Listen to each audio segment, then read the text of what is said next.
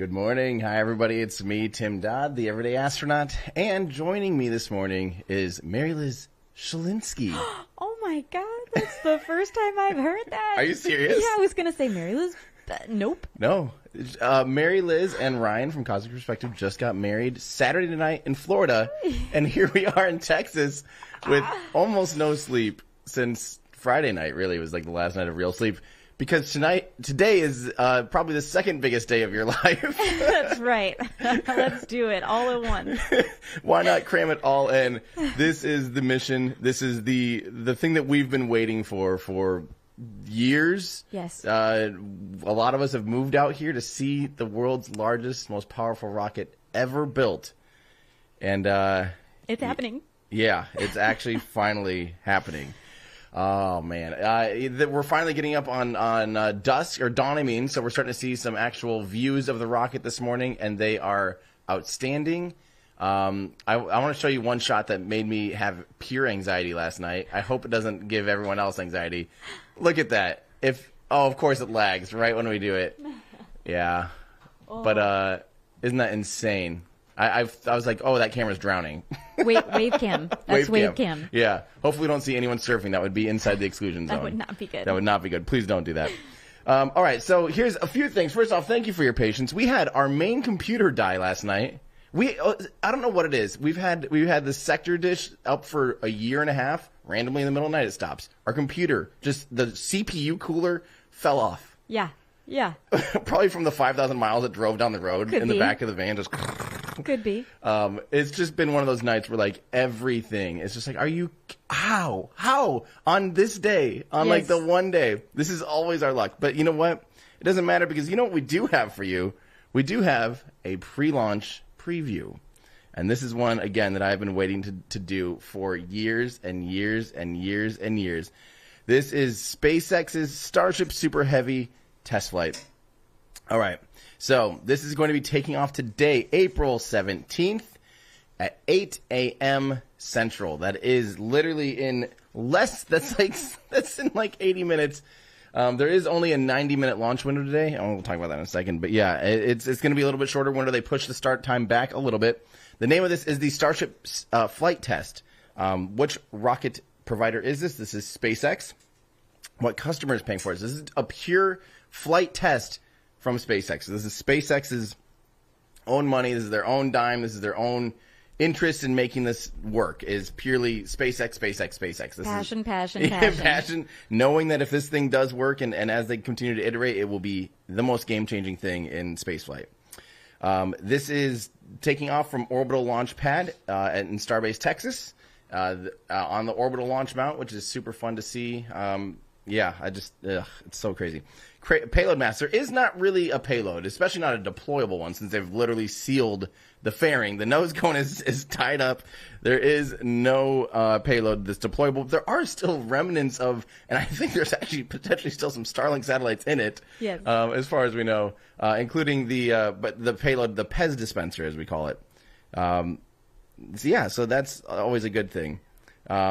This is the payload. Yes, the payload blast not available. Where's the spacecraft going? Hopefully to space. Hopefully to Hawaii. Actually, that's the spacecraft. If it makes it to Hawaii in 90 minutes, then that's like a new world record.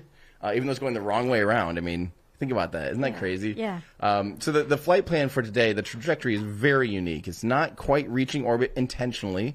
This is the worst thing is, the long time debate of, is this going to be the first Methalox rocket to orbit, the first methane-powered rocket to orbit? And the fact is, even if it's completely successful today, I can't call it the first methane rocket to orbit. Because it's not going to reach orbit. Still a contender, but we got others. Yeah, exactly. But what's crazy is, it has the ability, like if they change the mission profile and it like is fully capable of orbit, but that's not the way that they're choosing to test this today. They're intentionally choosing a suborbital test flight so that they don't have to worry about reentry burns and all. It removes a whole lot of dynamics. So that's fun. Ooh. We have a little multi-view. Mary Liz, why don't you scoot a little bit to your left? Sorry, you just said my right. Oh, this way. Yeah, sorry, you're right. There we go. I can do anything. And I need to go a little this way. Look at us. podcasters. Hey. I don't know if that ruins everything, but whatever. We'll do it live. That's been every minute of the past week has been, we'll do it live. Just like my wedding. Yeah, oh my gosh. It's all the same. It's all a whirlwind. Let's see here. Will they be attempting to recover the first stage? No. However, it's hoping to splash down at just 8.5 meters per second, which most of us are assuming means they're still actually going to do a landing burn and just let it splash down. And hopefully it's relatively close off the coast. We have a view and a tracking camera 26 floors off the ground. 28? 28 floors off the ground. And, 8:20. We have a new T0 time of 8:20. Have they not begun prop load yet? Is that the deal? They have not begun prop load. To go ahead and update the time there for us. So we're Starship team, SpaceX says on Twitter, Starship team is go for prop load, now targeting 8:20 Central. I can't believe this. Oh my gosh. It's like actually happening. Okay. Okay. My brain's not going to be ready for this at all. Way not enough sleep in the last 3 days, and even better. Yeah, even better. That'll make it better, right? Yeah. Yeah, it'll be a dream. It'll be a sweet dream. Exactly. Okay, will they be attempting to recover the first stage? No. Will they? Where will they land the first stage? It'll quote unquote land in the Gulf of Mexico. Where will they be attempting to recover the fairings? No, there are not removable fairings on Starship. Someday there could be a. What's cool about Starship is someday there could be a version that has deployable fairings for like deep space missions or something, where it's, if you need to inject the most amount of potential energy, they could do something like that. But that's not something they're doing right now. So let's see. How's the weather looking? It's actually looking. It's a crystal clear day, which is so fortunate. Yeah, actually, if we look at our tracker shot, I don't know if Andrew's available to punch. Oh yeah, look at that. That we're tracking the moon. Oh my That's a live shot. Isn't that insane? Is gorgeous. You know what? I am so proud of the team. I am so excited for all these views. Oh my gosh. We've been working on this, not me, mostly Ryan, you, Andrew Keating have been like nonstop the last 4 weeks, planning a wedding and preparing all these cameras out here. You're a big part of it, Tim. Oh my gosh. Okay. How's the weather looking? Great. I'm calling it great. I don't care. This will be the first flight of Starship Super Heavy stack, otherwise known as a full integrated stack. The 25th mission for SpaceX in 2023. We're in April, and it's the 25th mission. 229th mission for SpaceX overall. Oh, my gosh. The team has to be so proud. They have to be so proud. I'm so tired. Yeah, also tired. Like us. So yeah, we're just running on fumes. And this is the first orbital launch attempt from the state of Texas. Wow. Orbital-ish launch attempt. Right. Orbital potential. Yes. Yeah. The potential's there. That's the worst. Like, I almost wish that they just had it be in a stable orbit for a second and then turn around and did like a retro burn just so like our language was easier for us. Yeah, just for me right now in this moment. This is the 60th orbital launch attempt of 2023 for the year. That's 25 for SpaceX. Prop load has begun. Prop load has begun. Mm-hmm. Oh my word. This is crazy. Look at our. This is so cool. I feel bad that you don't have a shot of the monitors. I know. I keep wanting to turn around and look. We need another wall of monitors. Or a mirror. A giant mirror. One right here, even just a little like. We'll figure something out. Oh my word. Okay, they are literally. I can't even believe that we're loading the world's largest, most powerful rocket ever made. Woo. In preparation to try and launch it. Okay, so for the rest of the pre-launch preview here, I'm going to just kind of, if you need any more information about this rocket, we're going to be talking about it for the next hour and a half, obviously. But we do have an article up at everydayastronaut.com, and click on upcoming launches to read the rest of our pre-launch preview. But this article has been constantly updated and kept online by Austin DeSisto. So everyone say thank you to Austin in chat. It means a lot. All right. Thank you, Austin. I think it's time we just stare at a rocket now as they are beginning to put propellant on it. The fun thing is we have a pretty tight shot of the base of the rocket. We'll be able to watch the prop actually load into the base of the rocket. These cameras will obviously get brighter and brighter. We have them ready to go for launch. So right up on that pad. Yeah. I mean, I am so excited. Yeah. Wow. What's crazy, so you can see in the shot that you're seeing right now, there is the fence in the foreground there. SpaceX, this is the first time they've allowed cameras, and press at Starbase for launch, where they actually had, proper arrangements. And what's nuts is they allowed inside the pad too, not for live cameras, but they allowed remote cameras inside the pad. And the craziest thing is, there's a good chance that those cameras are just sacrificial. They might be gone. Yeah, literally might be hard to find. Are you okay with that? I don't Whatever you necessarily have any of my cameras in there. Oh. I don't know. I mean, there are cameras at this point, so whatever. Yeah. But the scary thing to me is, like, if they do a static fire, like, say they just do a static fire and they don't let go of the rocket. Yeah, which is a potential. Very real potential. Yeah, like, okay. Very real. My understanding, and I think, I might be wrong on this, but they're going to hold on to that thing for a while and make sure the engines are good. Like, there might be 5, 7, 8 seconds worth of hold down. I mean, can you imagine the suspense that we're going to experience during that amount of seconds? Because the normal static fire was 3 seconds. Yes. And think about how much that, occluded with the cloud. The cloud is huge. Yes. This is going to be bigger cloud. There's so much sand and dust We're in not that going to see area. anything. Yeah. For, like, seconds. Yes. And then all of a sudden, hopefully, through the cloud, we'll see. And it's going to scream out off the pad too. Its thrust to weight ratio, even though it's lowered, is still like 1.4 to 1 or something. Like, it's going to leap off the pad. Yeah. Which is absolutely wild.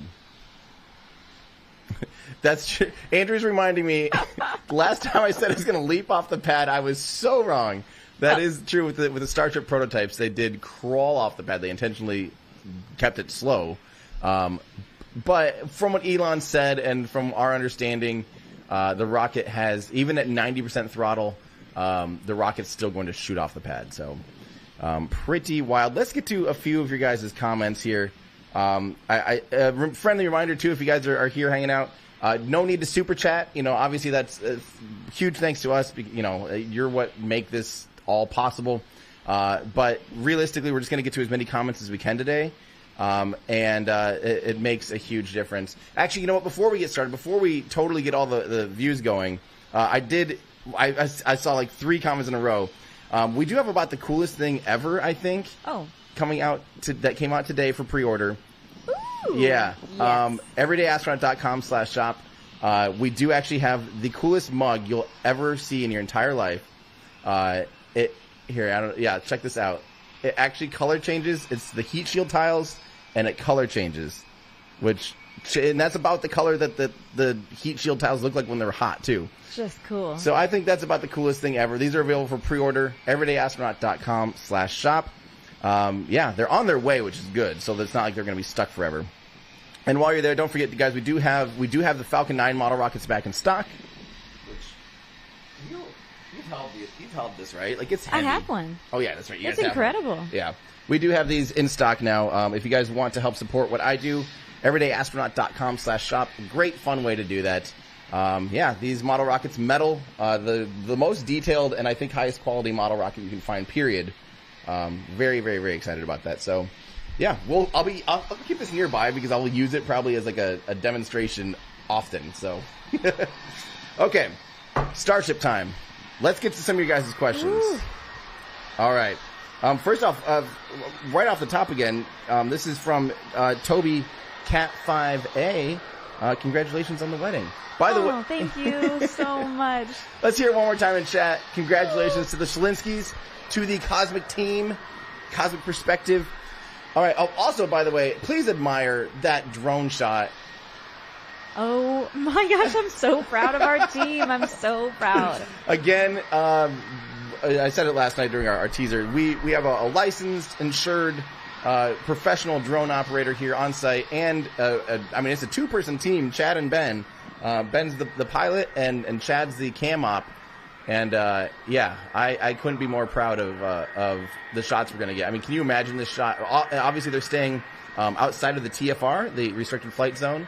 They're following all rules and regulations, so just wanted to make that very loud and clear. You heard it here. Yes, absolutely. But that perspective is going to be absolutely ridiculous. I can't wait. So, all right, let's get through some of these comments. I think right off the bat, I missed an absolutely huge one. This is from Jake Siegel.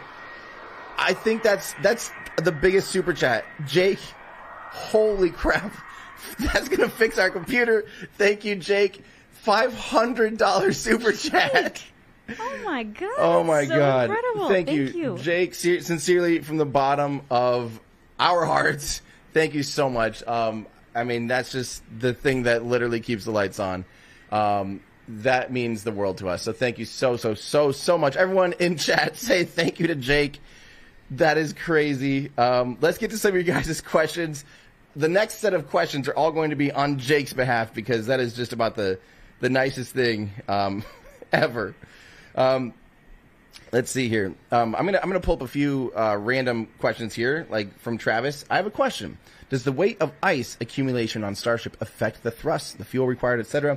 Is there a formula they use? I think the humidity should be taken into account. So I have no idea. It's not inconsequential. Like, it's not an insignificant amount of ice that builds up on the outside. But if you compare it to the entire weight of the vehicle, which is in the millions of pounds or millions of kilograms, then it probably is almost insignificant, and it does.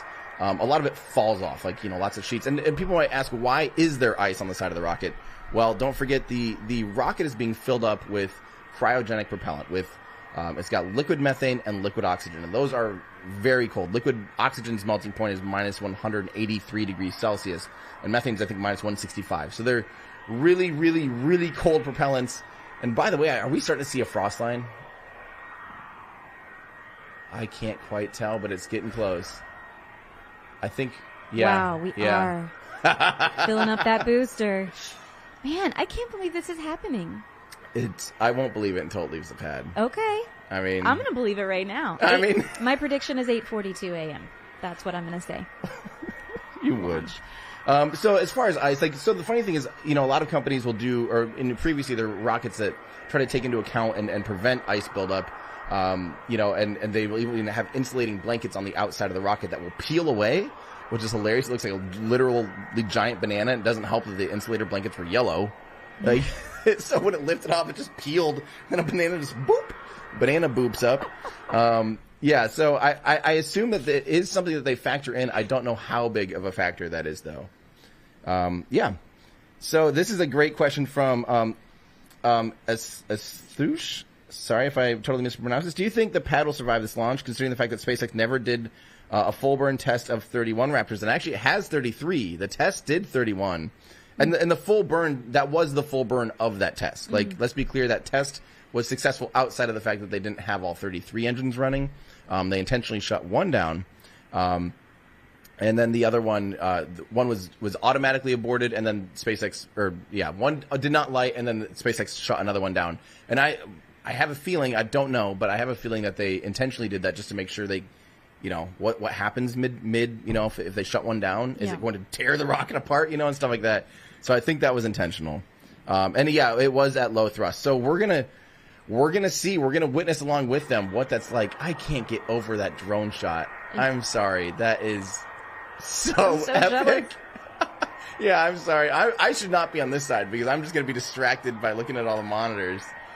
Holy crap. Actually, that's probably what we should probably switch next time. Okay. That's so ridiculous. Okay.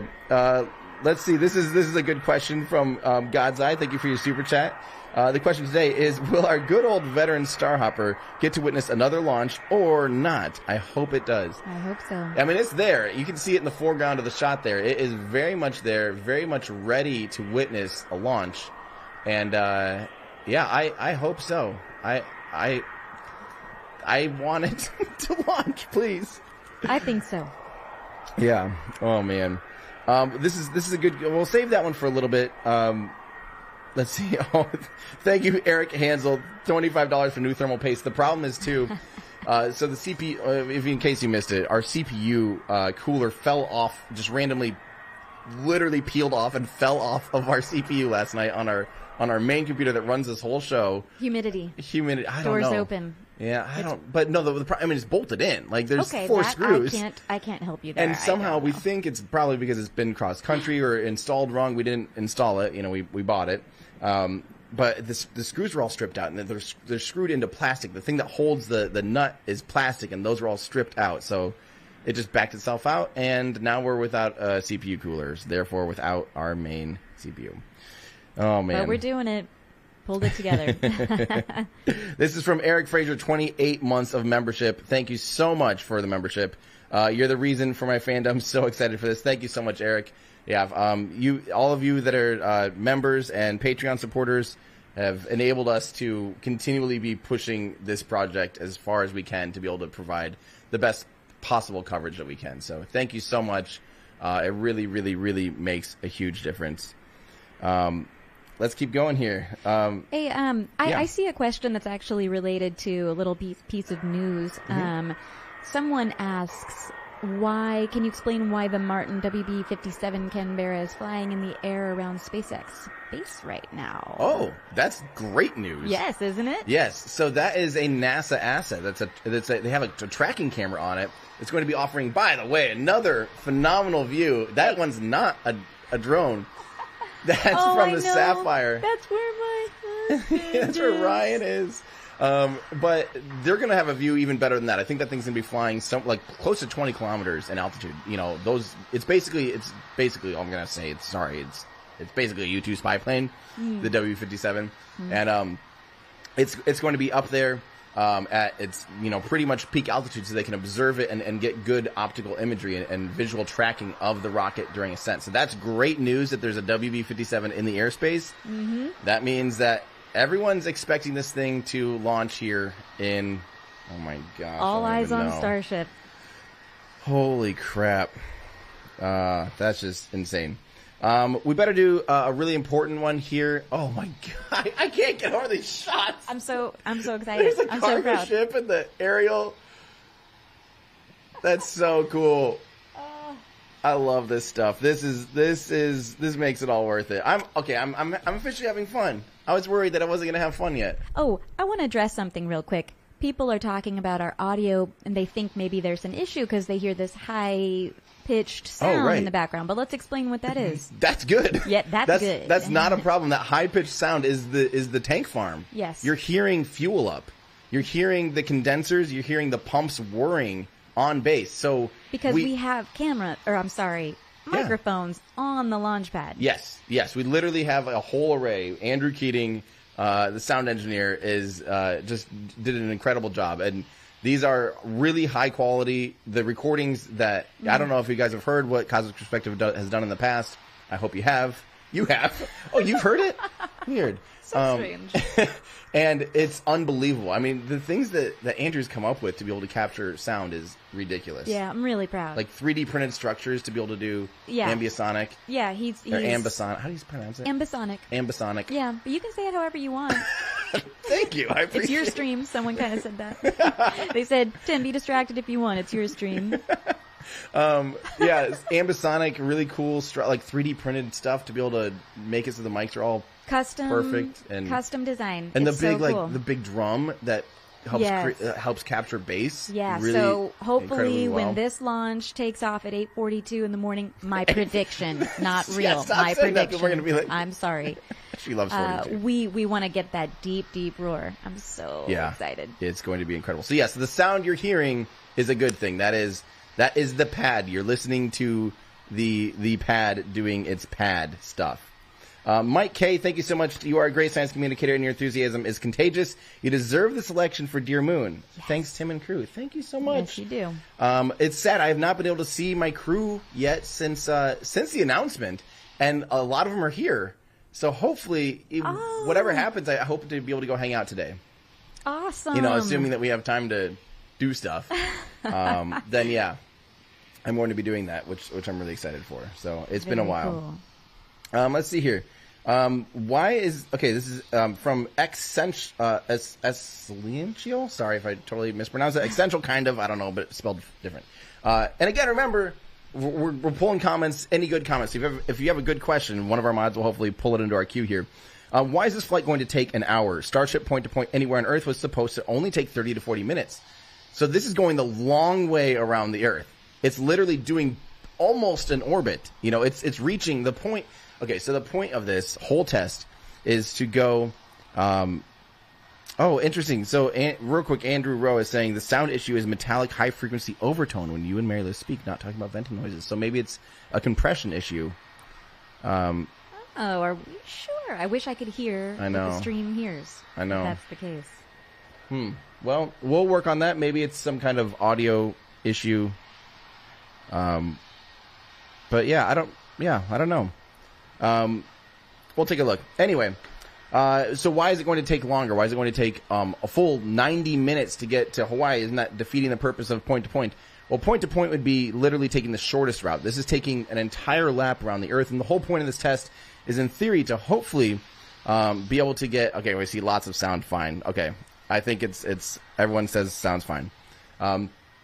So the whole point of this test is to get going as fast as possible to make it so that they test the reentry profile of Starship and see if it can survive reentry at all. That's the crazy thing about this is they've only done the belly flop test, which don't stress the vehicle at all in the sense of heating, from reentry.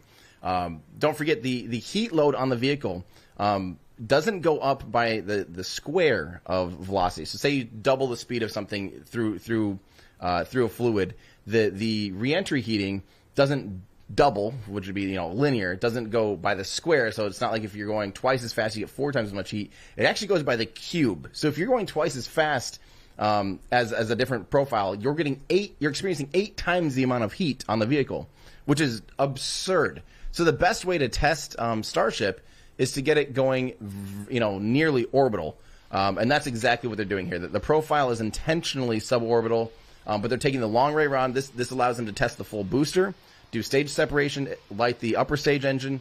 There's 6 Raptors on the upper stage.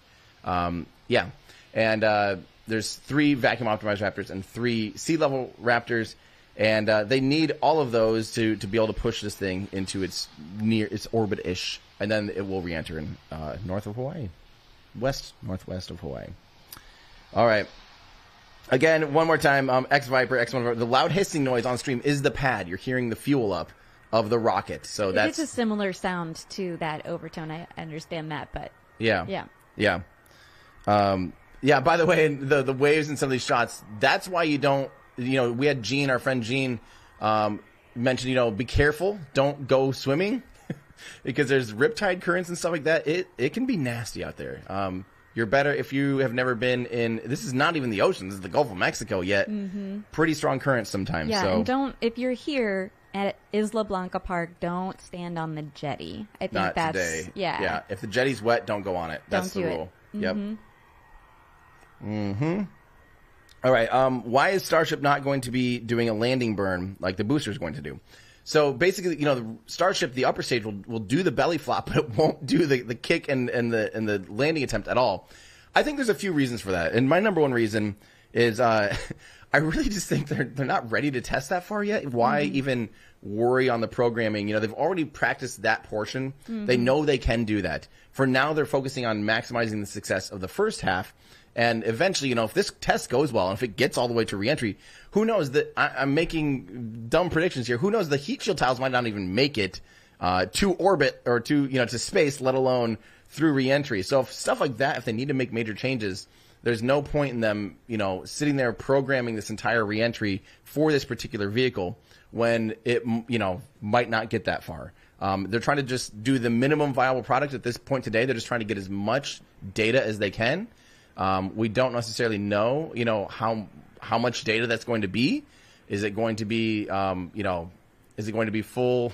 It's just, there's no way of knowing. Is it going to be stage separation? Are we going to get through max Q? Is it going to get off the pad? Like, that's the questions in their mind right now is how far are we going to get it? And obviously the biggest thing is they believe, the FAA believes it's going to get off the pad. It's going to be safe for everyone here. People live, work, grew up here. No one wants anything bad to happen here. I mean, obviously we've invested my life savings is right here. My life is here. Your life is here. No one wants anything bad to happen. And there's a very fair degree of confidence that it's going to get off the pad and at least make its way towards orbit. And I actually, the vehicle's, I mean, it's not the prettiest vehicle still yet. No. And that's what I love about SpaceX is that it's like the engineering programmer type mentality of release that thing early and iterate often. So just get it out there, test what you need to test now. Yep. And then we'll get to the next phase. Yep, exactly. Right? Don't spend so much time. It's like a sunk cost fallacy. Almost like, well, we have this rocket, we might as well try and do everything. It's like, no, we have 15 more vehicles basically waiting. Just pumping them out. At this time, they're just wanting to send it to clear the pad and get to the next one, because the next one would be a lot, more, just more gooder. Oh. Yeah. Yeah. So on that note, what will happen to the second stage to Starship? It'll re-enter and it will belly flop into the ocean. It'll go, it'll take a big giant, it'll do the world's biggest, most powerful belly flop ever. Yeah. If it makes it that far, yeah. Wow. Which is ridiculous. This is also, again, fun news. The WB-57 plane, the tracking plane, will be arriving in a couple minutes. That was probably really, really old. We might be I'm so sorry, guys. I'm going to be missing almost everything that you say.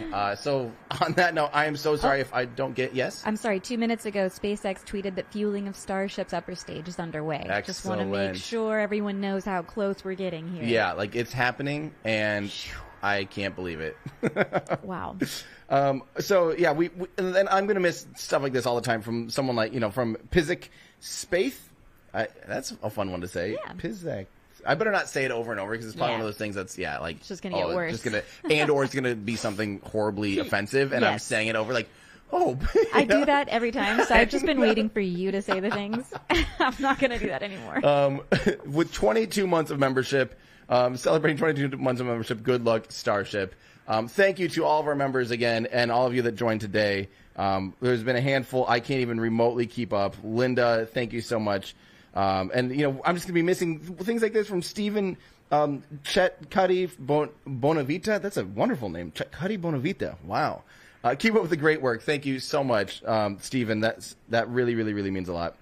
Again, we're going to try and answer as many questions as we can. No need to do super chats and stuff like that. Those are, of course, much appreciated, but we're going to just keep answering questions. This is from MK. At the Terran 1 launch, there was a torch to burn excess methane. Why doesn't SpaceX use one? So they used to. If you were around for the Starhopper days and the early SN prototype days, there was a flare stack. What SpaceX does, and what's it's more intense, I guess. I don't know if that's the right word. It just takes the right equipment, but they recondense. So what happens is, as they're loading the vehicle's warm. Compared to liquid methane. The vehicle's sitting out here in the warm, humid atmosphere of South Texas. Very warm. It's going, as soon as liquid propellant gets loaded into it, it's going to boil off. Like, a good amount of it will just boil. Imagine taking, taking water and just pouring it into a really, really, really hot piece of metal. A lot of that water is going to boil off. Yeah. That's the same thing. It's just at a different scale, because liquid methane boils off at minus 165 or whatever it is Celsius.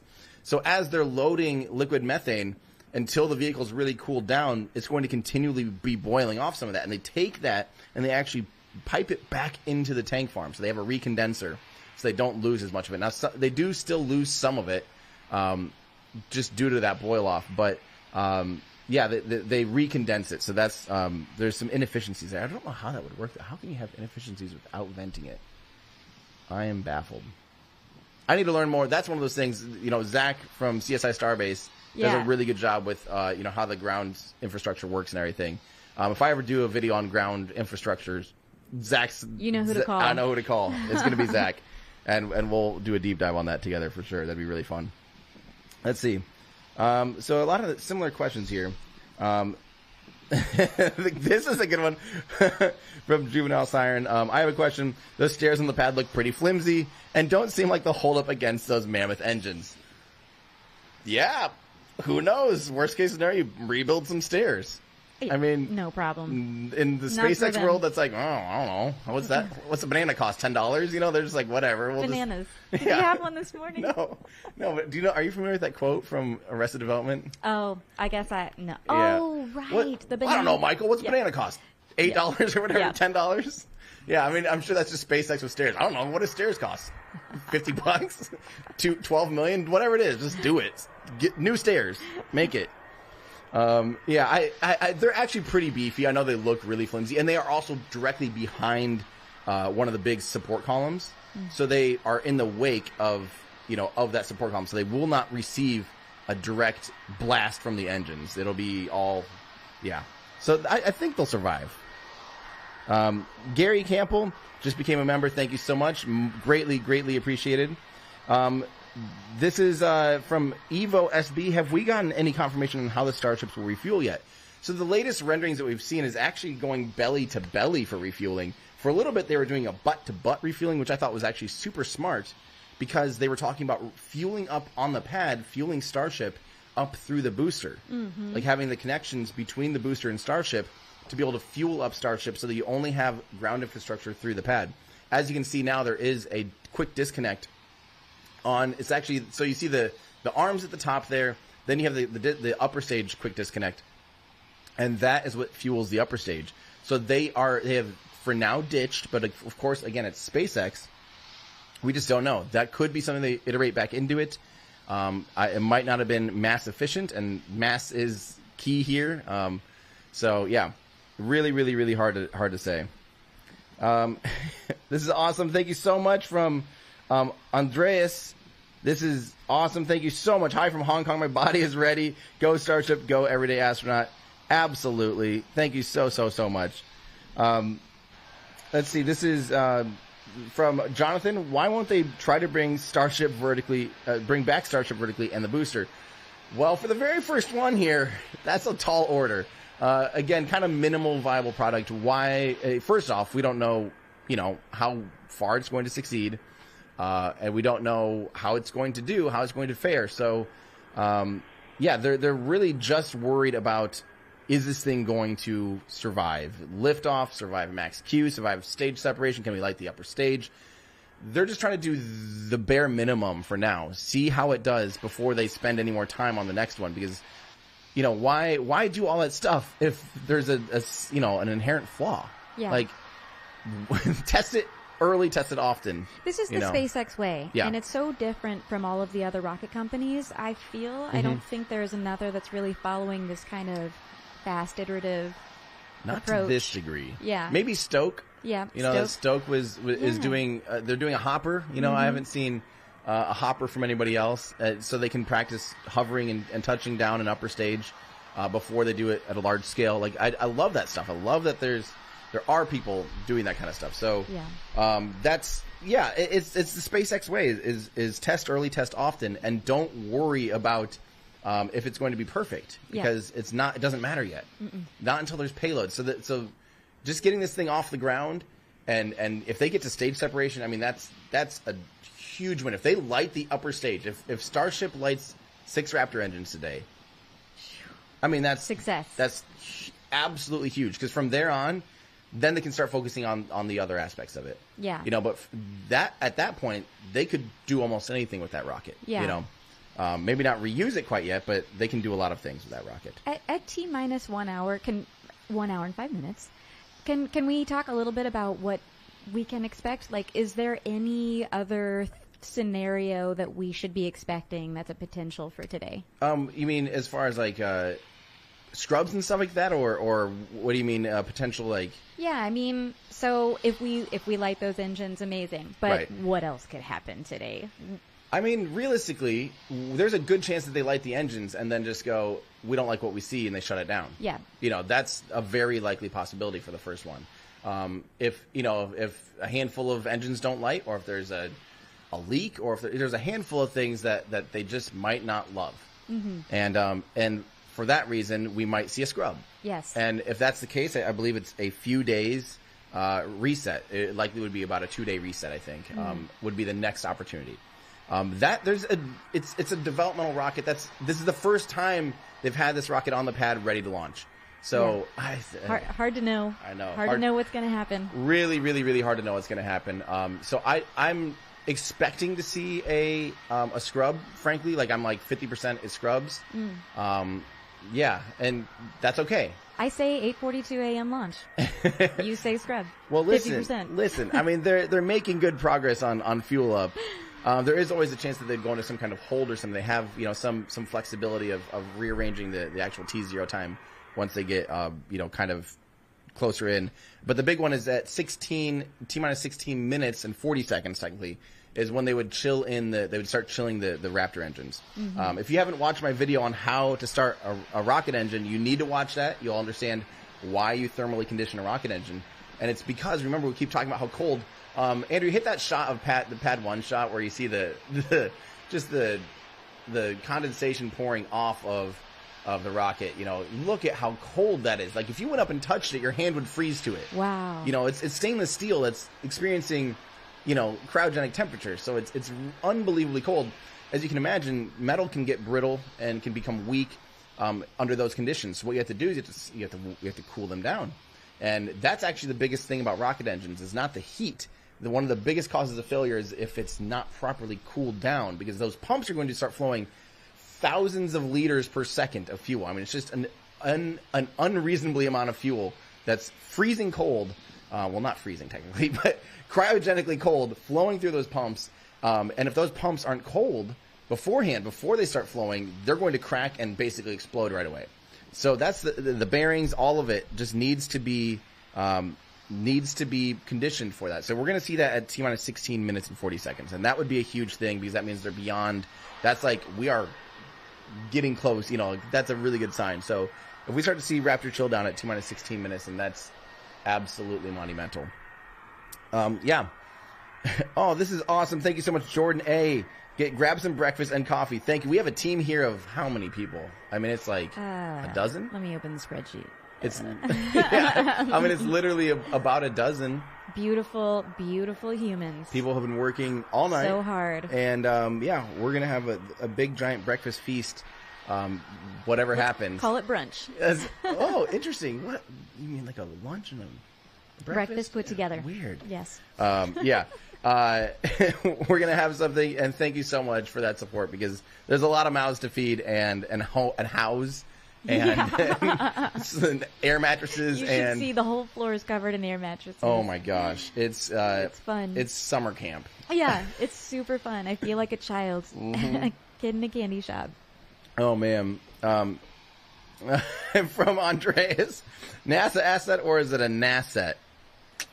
Get it? NASA asset, a NASET. Sorry, and no, it isn't a U-2. The WB-57 is based on the Canberra bomber with larger wings. It's not the same as the U-2. Okay. Oh. I love pedants. I will take that. I want to read about this now real quick because I will gladly. It's actually, I did not realize. I thought it was literally based on the fuselage and everything of the U-2. Crazy. Yeah. But it has bigger wings. It's 60,000 foot, max altitude. That's insane. Like, that's very, very high up. Yeah. From Ashman Cigar, Tim, you are going to be sitting on that rocket. How do you feel? That's terrifying now. Wait.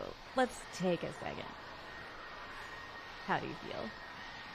I mean, right now, I don't let myself honestly feel that much about it yet, because it's just like, I don't know, it's still far away. We have to see a million of these things do stuff before I get anywhere near that thing. Yeah. I'm excited though. Like I just want to see it fly. Like this will help make it feel more real, and as we eventually get into training and stuff, like that will definitely start to cement it. But, right now I'm just a mixture of excited, nervous. Like I'm focused right now on today, on the live stream and on watching, trying to actually absorb that we're going to be seeing this thing finally fly.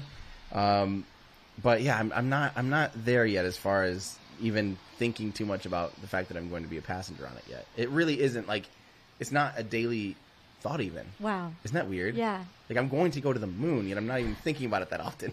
Is that weird? I mean, it's like a dream.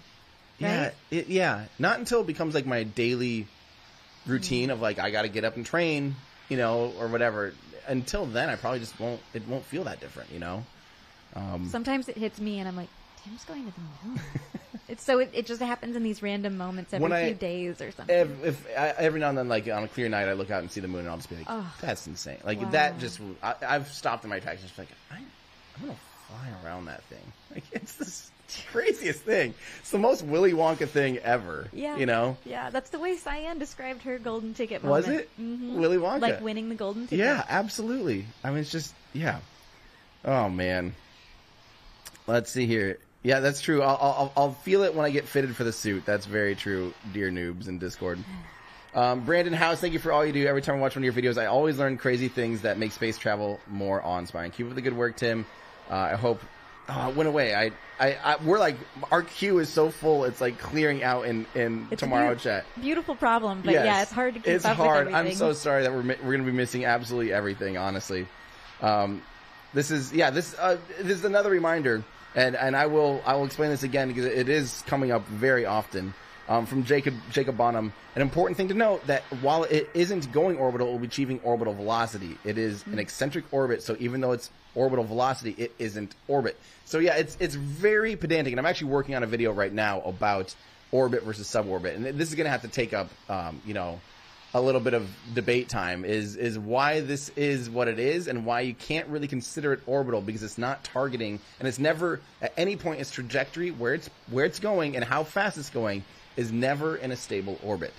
So you can tell, all you need is basically 2 points to know like where it is and where it's going, to know how fast it is and where it's going. You can calculate, where it will continue to go. And at no point is this vehicle ever actually in a stable orbit. So it'll be intentionally, all things considered, and if everything goes to plan, which, the flight trajectory is going to be rather conservative, I'm sure. It will be suborbital. It'll reach orbital velocity, near orbital velocity. Again, being pedantic, but which the important thing is testing the reentry, seeing if it can even get through the reentry phase. So, yes, good thing to note. Dom, thank you so much for becoming a member. This is awesome, Alec. I'd love to hear this. Watching, listening from home with my 7-month-old son. Tim and team, thank you for sparking my excitement about space and encouraging more optimism about our future on Earth and amongst the stars. Thank you so much. I love when families are watching. I love that. Kids, get those kids up and yes, probably not yet. Keep them if it's West Coast or something. Keep them in bed. No, we don't want to totally screw up their. But we are within 1 hour. We are within 1 hour. I would say within about lunch. half hour. You want to get your kids up and going. How are you doing, Ben? Master of the drone shot. What?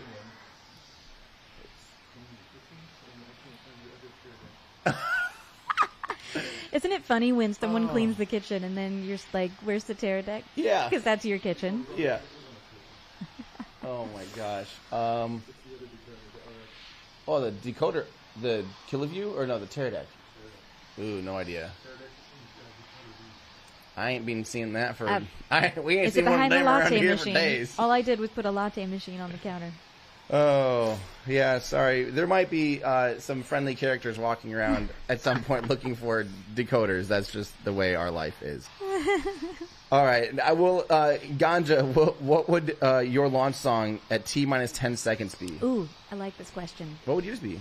An Ending Ascent by Brian Eno. I walked down the aisle to that song. Is that what it was? Yeah. Yeah, that's beautiful. It's from his Apollo soundtracks. Oh, and okay. every time, Ryan and I had this ritual of every time we would drive to the VAB when we first met, and we would make that trek late at night for a launch.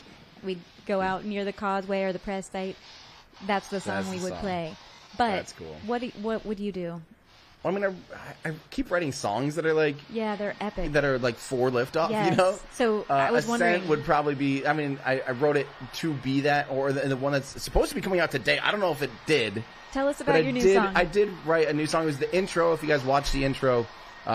New song called Cryo, and it's based on what I hope Starship looks and sounds and feels like. I love that song. But other than that, I don't really know... I mean, half of the C. Ross songs out there sound epic and launchy and like reverent and yeah. So I don't really know all of them. How about all of them? Yes, all. We songs definitely at won't be once. playing music now because we're gonna have the most beautiful music to our ears ever, which is going to be 33 Raptor engines. Oh, I can't wait to hear that. Oh my gosh. From James, any chance SpaceX might sneak a landing burn-in? Well, I'm expecting out of the booster, and we have tracking assets that will be able to hopefully see it over the horizon even. So we will see. We will see. And hopefully we'll be able to actually confirm that today, assuming that it gets that far. So yes, but not for the upper stage. I just really don't think they even care. It's just like we know we can do that. Let's first kind of close this door, and then at some point we'll merge the two things, and it'll be great. Thomas Jones saying, how do they make sure the booster and the ship sink afterwards? Wouldn't the pressurized tank float? Yep, they'll open the valves and let it drain and let it get filled up with water, and it will sink.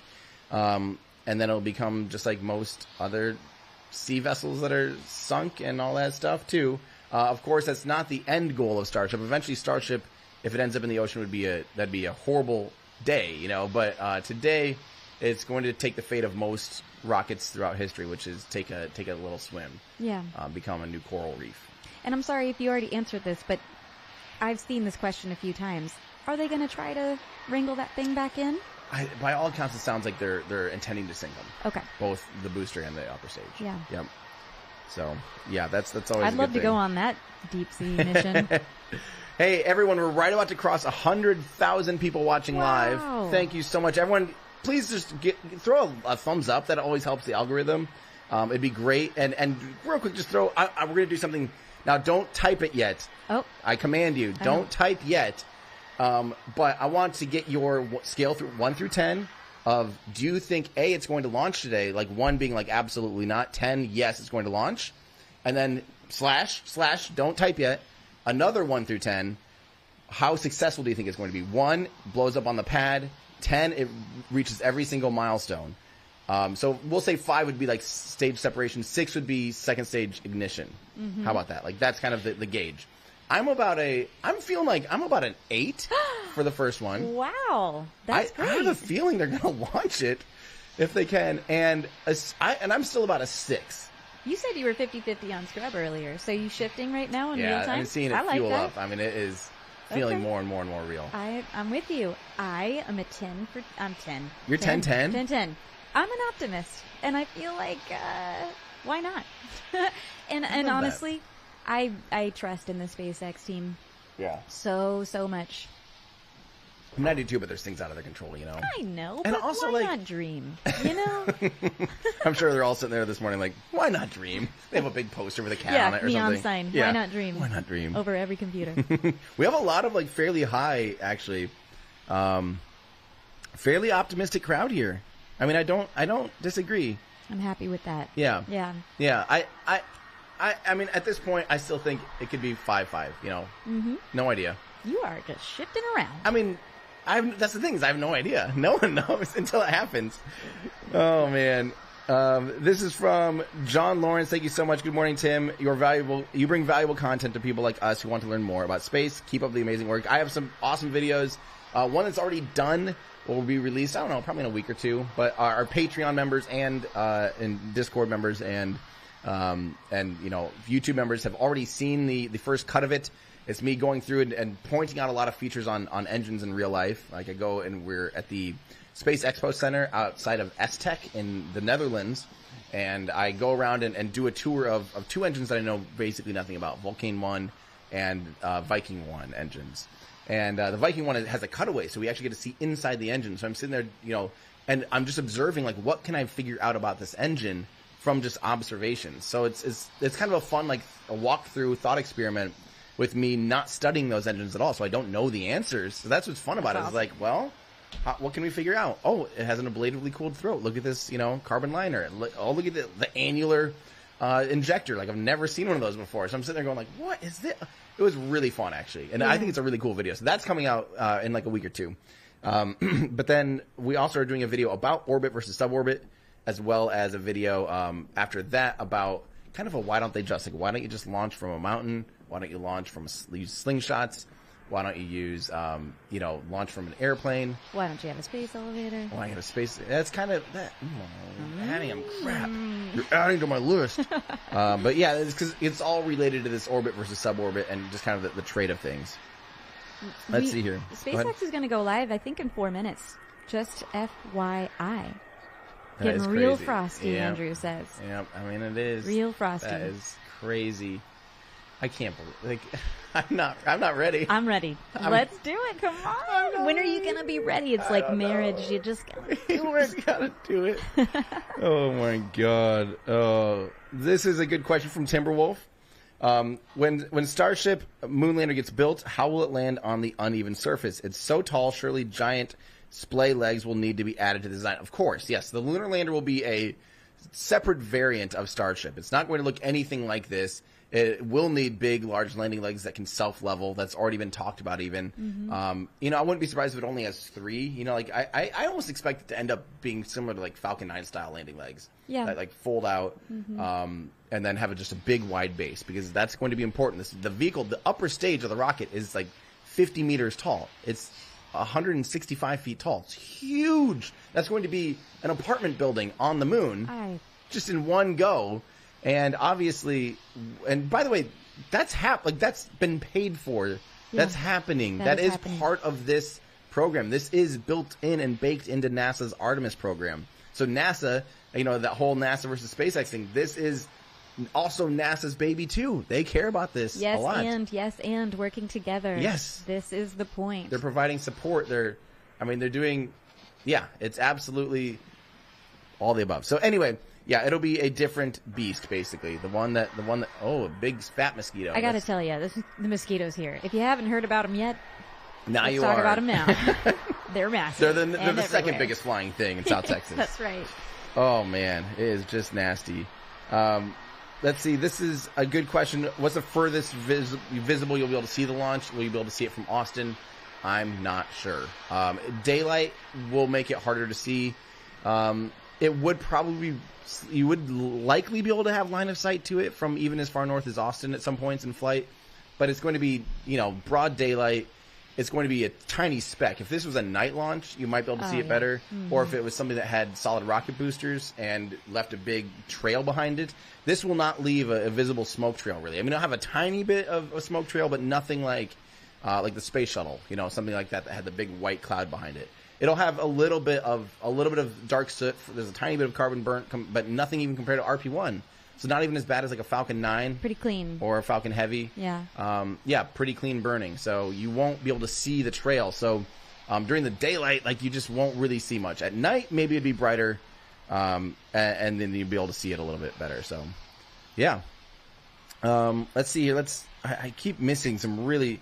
There's, again, been so many insanely generous super chats. Space Gator, thank you so much for your support. I've missed some really big ones, and I'm so sorry that I'm going to be missing these.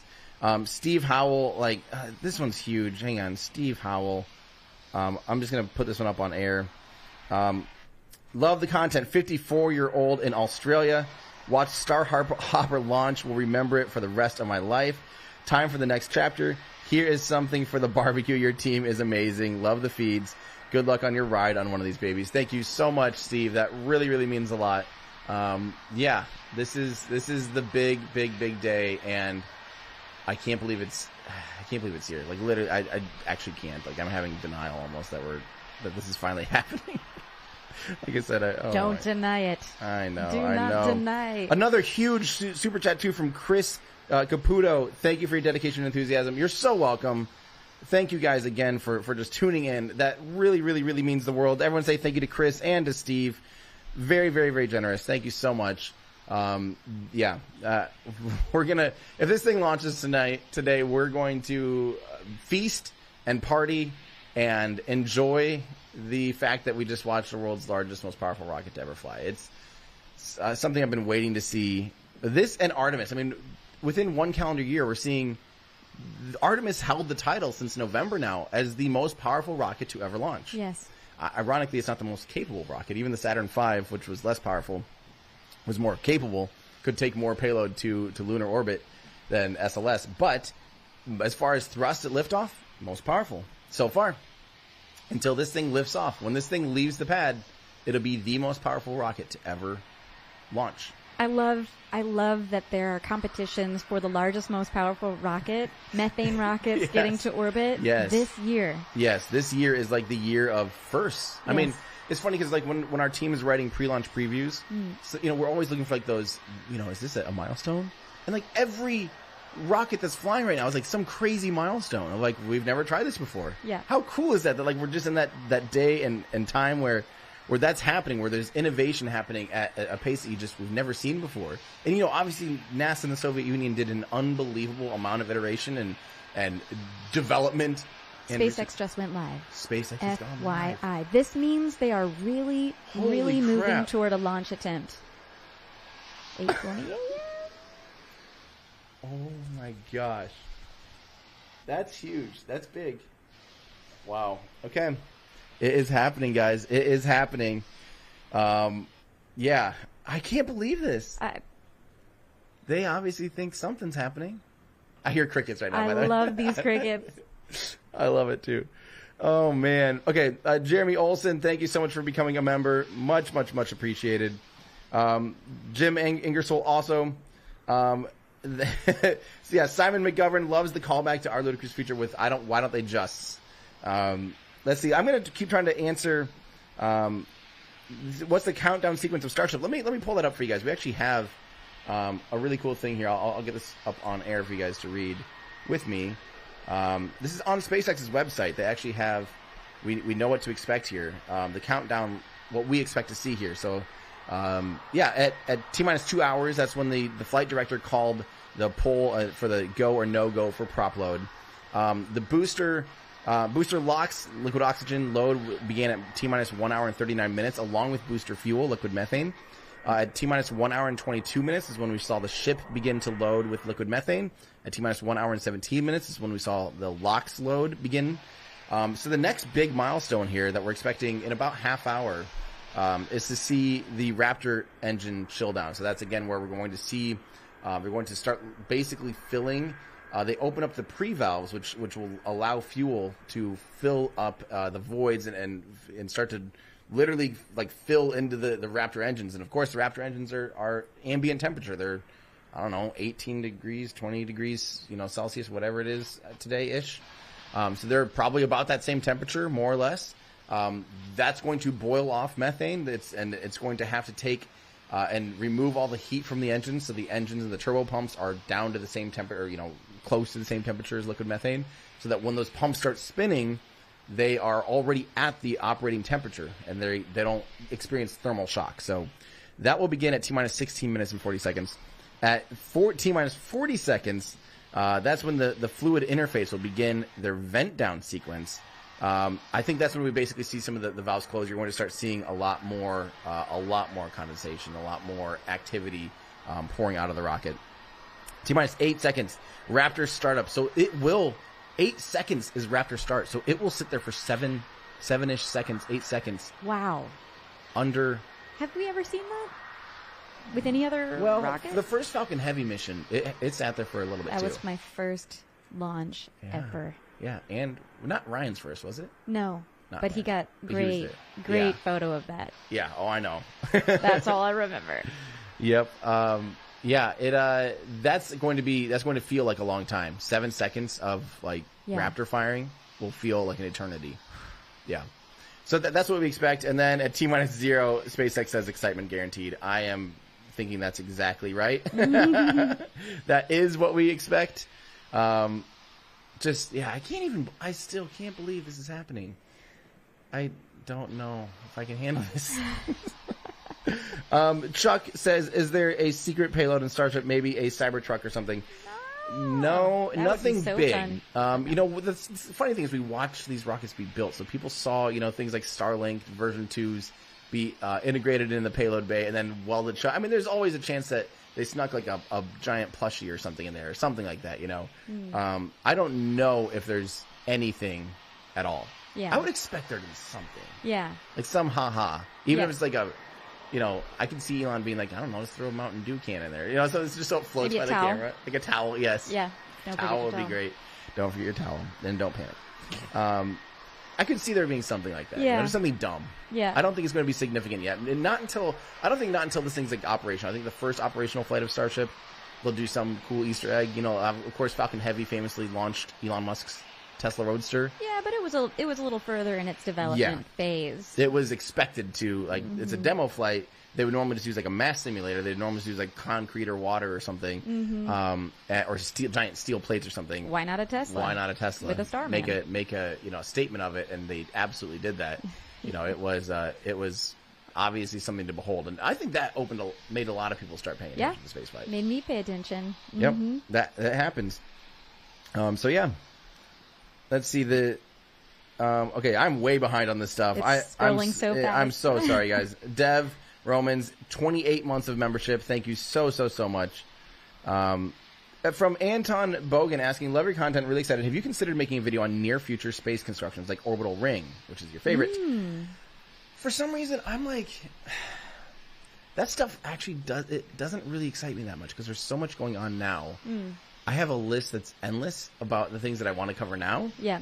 That I don't even have room for going that far into the future because I feel like that stuff just can date itself and end up being like in the future be retrofuturism where it's like they were way off, like that's not at all the path we took, which I mean it's fine, like it doesn't really matter, and that's no big deal. But I think as far forward as I want to go, like I want to do things about like nuclear thermal propulsion, which has been built, developed, tested. We're seeing it again now. The Artemis program is funding another nuclear engine again finally.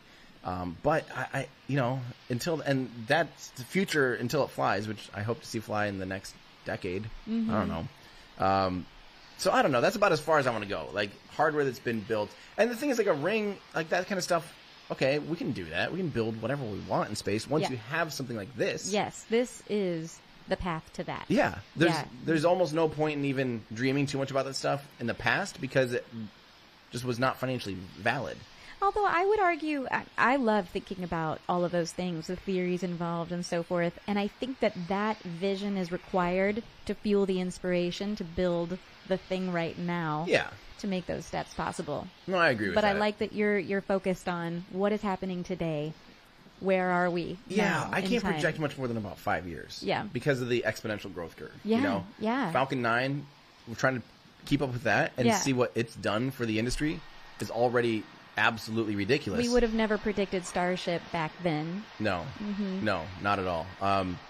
And Starship to that degree too, like it might be a slow, like, this is not really doing what we can, and all of a sudden, whoop. Yep. And all of a sudden it's launching. The crazy thing is it'll only take a couple of launches to launch like more payload to orbit than any other rocket ever. And I mean, in all rockets in history, like this could within a single year double the amount of orbital payload mass easily. Like that will happen within this first few, year or two of flying. Likely, it's only going to take a couple of launches, small handful of launches to completely, double, and then 10x it within another 2 years. Like, that's the pace that we're looking at with a vehicle like this. 150 metric tons to orbit is obscene. The Falcon 9 rarely launches above 15 tons, so we're talking about 10 times more payload. And if it's fully reusable, now we're talking about a rocket that can land and be fueled back up and be flying again quickly. And that's the game-changing part. That's the where the whole thing goes crazy. Oh man, Renau, so good. Thank you so much, Renau. Thank you for all you do, Tim and team. Go SpaceX. Let's have a great show today. I just want to hear it. Yeah. That's the thing. I want to see it too. Yeah. Everyone say thank you to Renau. That really, really, really, really means the world. Time to change the color. Someone said change the color. Oh, by the way, yeah, we do have a problem. Like I said, our main gaming PC, we call it the gamer PC, the CPU cooler literally fell off last night. We're just sitting there and all of a sudden it was like and we didn't build it, so it's not like we were negligent. It's just the CPU cooler fell off. Why? How? Of all days and times. So we're having to kind of rigmarole our way through this whole stream today, of course, because everything changed. It changed our graphics. It messed up stuff with audio. It messed up took a lot of stuff out. Well, I mean, all that said, I'm just so proud of the team that pulled it together. And here we are. I mean, come on. I know. Look at this. It's insane. This is amazing. It is amazing. Yeah. So thank you to all of you for your patience if things aren't perfect. Thank you. We have had quite the night. Like, how does that happen, though? Like, it's been in our life, that computer. And ironically, Flo, 2 weeks ago or something in chat was like, or a week ago, I guess they're out here like, how reliable has that PC been? And we're like, great. Great. We've never had any problems with it, you know? And of course, ironically, like the day of, the night of, and our sector antenna too, like it went down in the middle of the night. And we've never had that it's never just stopped. Yeah. These are the things that happen. You know what died on it? It wasn't like the antenna. It was literally Ethernet cable just was, I'm done. Oh, come on. How? It's been up there for 2 years. And then it's just like, today, I'm done. I don't want to anymore. Yeah, I'm done being a cable. That's the kind of stuff that we have to deal with. And it just means the world that you guys are tuning in with us, watching history with us, hopefully hearing and seeing and feeling the history along with us. You know, if this thing launches today, it's going to be the most epic sight you could possibly imagine. Can you remind me and everybody how far away we are in this room from the launch pad? We are 8 kilometers, 5 miles. On the nose, pretty much. We are at the edge of the exclusion zone. We are going to feel it. Oh, yeah. Yeah. It's going to shake the studio is going to be shaking. I mean, it's going to be wild. And I am really, really, really excited for that. I don't know what to expect. I just know it's going to be crazy, you know.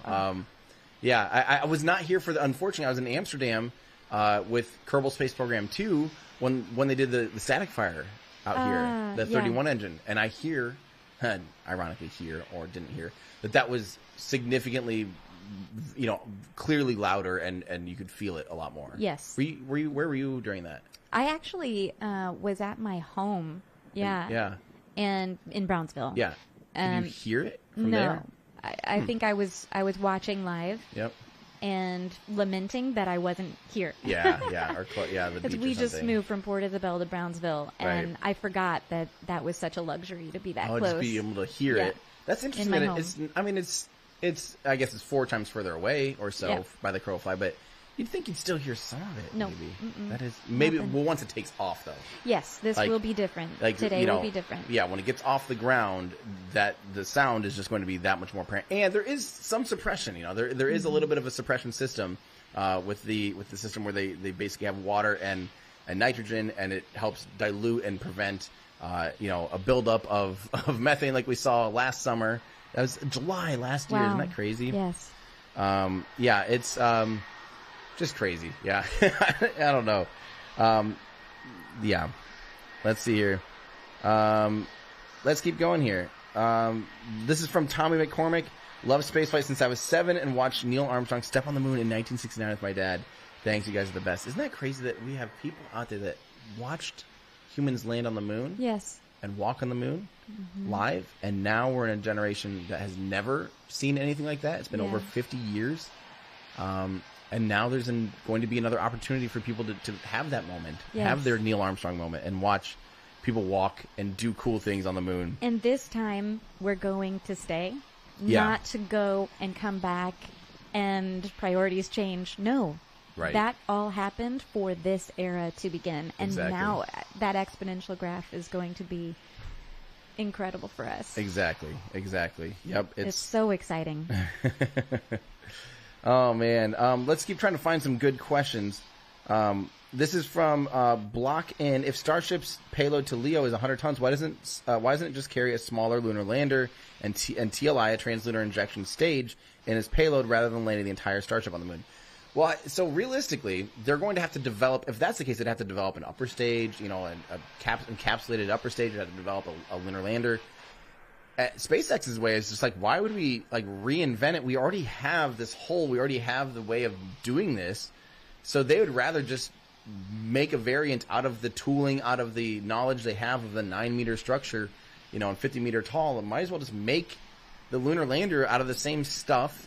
And customize it instead of having to totally invent a totally new vehicle and system from the ground up. They'd see it easier as, hey, it'd probably be easier to fuel it, and do orbital refueling, rather than, worry about anything else. So, I think that's why they aren't doing a separate lunar lander and a separate, injection stage, is for that reason. Sam, Kaye, I don't know if that's how you'd say that. Thank you for becoming a member. Think I can see it from Harlingen. Harlingen, if you know where you're looking, I would fully expect you'd be able to see it. Yeah. Yeah. I would imagine. Yeah. I mean, it might. I'm debating if it's going to be easier or hard to see. You know. Yes. It's Harlingen is how far away from the pad? It is 60 kilometers, 70 maybe. Yeah, total guess there. I can look it up here.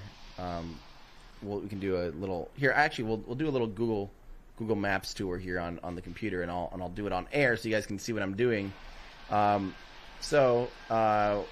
Is whenever Andrew wants to pull this up, it is ready to go. So the launch pad here is right there, Orbital Launch Pad 1. We're going to measure distance.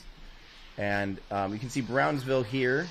Brownsville is 21 miles, 34 kilometers. And I think from here, Harlingen will be about twice as far as that. So Harlingen is way up here. This is being weird and slow. Harlingen is about, I was dead on. I said between 50 and 60 kilometers. I'm impressed. That's 60 kilometers, yep. So, you know, I mean, you're twice as far as Brownsville. I would expect you'd be able to see it. Yeah. Yeah. So you'll just have to know where to look. And I just don't know. I don't know how it's going to stand out against the blue sky. You know, It's reflective. That might be good. That might be bad. It might look blue because it's, but it's also going to be frosty. It's going to be white. Yeah. So it's going to have ice on it. I don't know. I think if you know where to look, like you said, you'll see it. Yeah, you could. Should be able to, no problem. Yeah. All right, back to the rocket. Let's see. We had another. Oh man, I am missing everything. I am so sorry, guys. I can't keep up at all. Let's see here. What are the?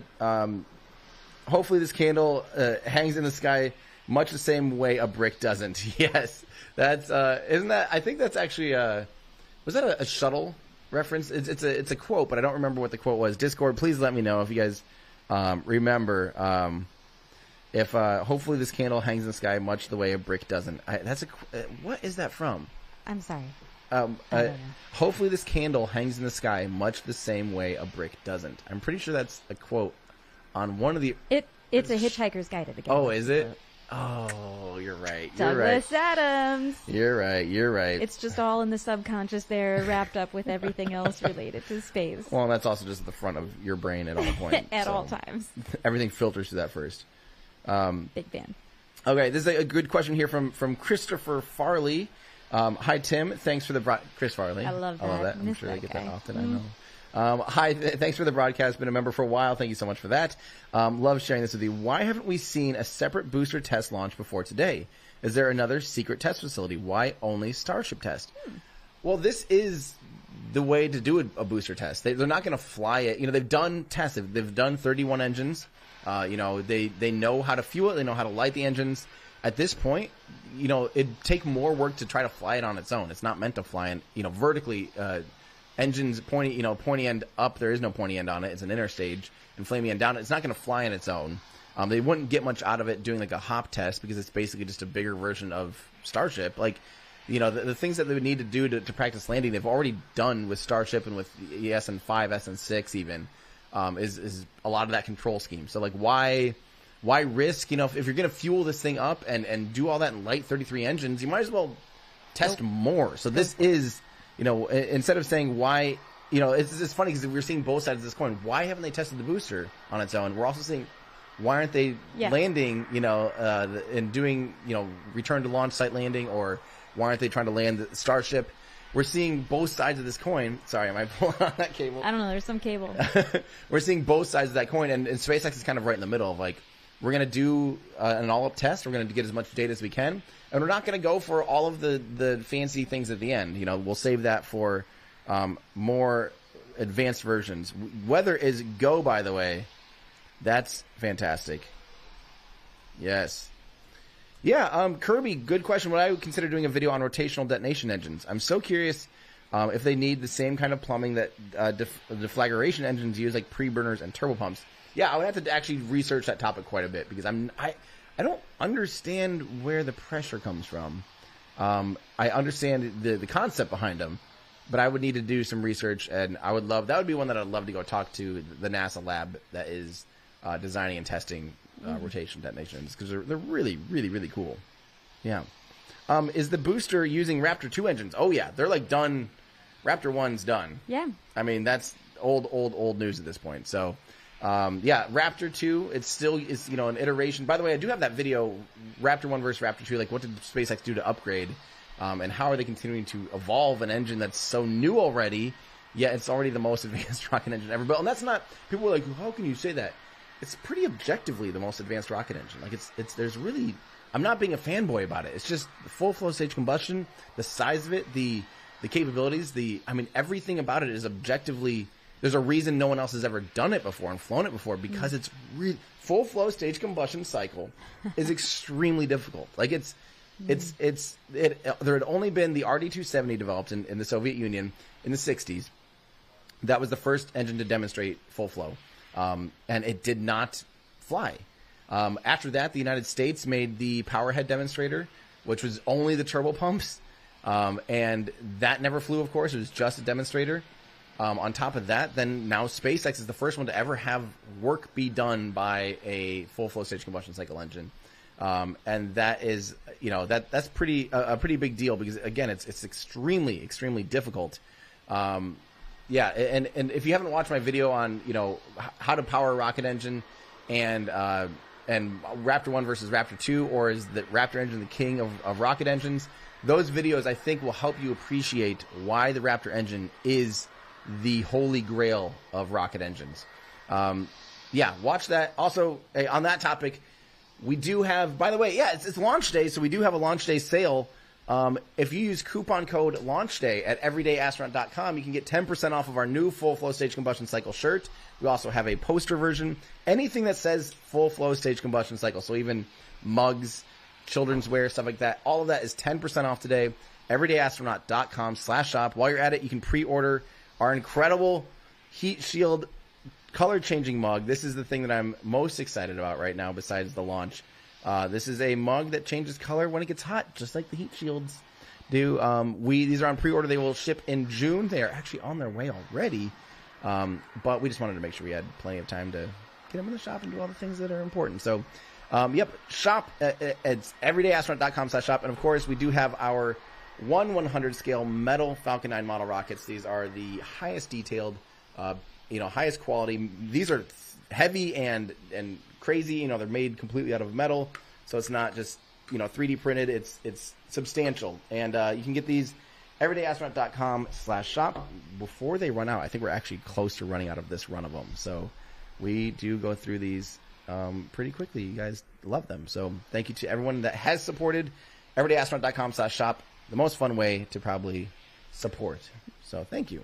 Just FYI, Gav Cornwell, it's getting spicy. It's getting exciting out there. In less than 30 minutes, this could happen. And it sounds like, per Gav Cornwell, Space Offshore on Twitter, sounds like one wayward boat in the range, but is being cleared.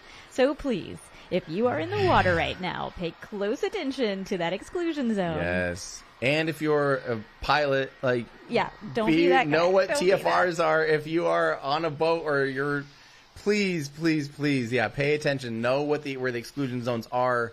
Do not be that person that causes the scrub. And if you're on foot, don't do it. There's, I remember back. Oh my God, this stressed me out so much. I remember hearing people saying they're gonna sneak in during a SM prototype. I'm like, no, can't do that. There's drones with thermal cameras. They're going to find you, and you're going to get not only fined and are likely arrested for trespassing, you will also scrub the launch, and you'll have 90,000 of these people screaming at you. More than that. And hundreds of thousands around the world being like, idiot, you ruined the launch. Don't do it. Don't do it.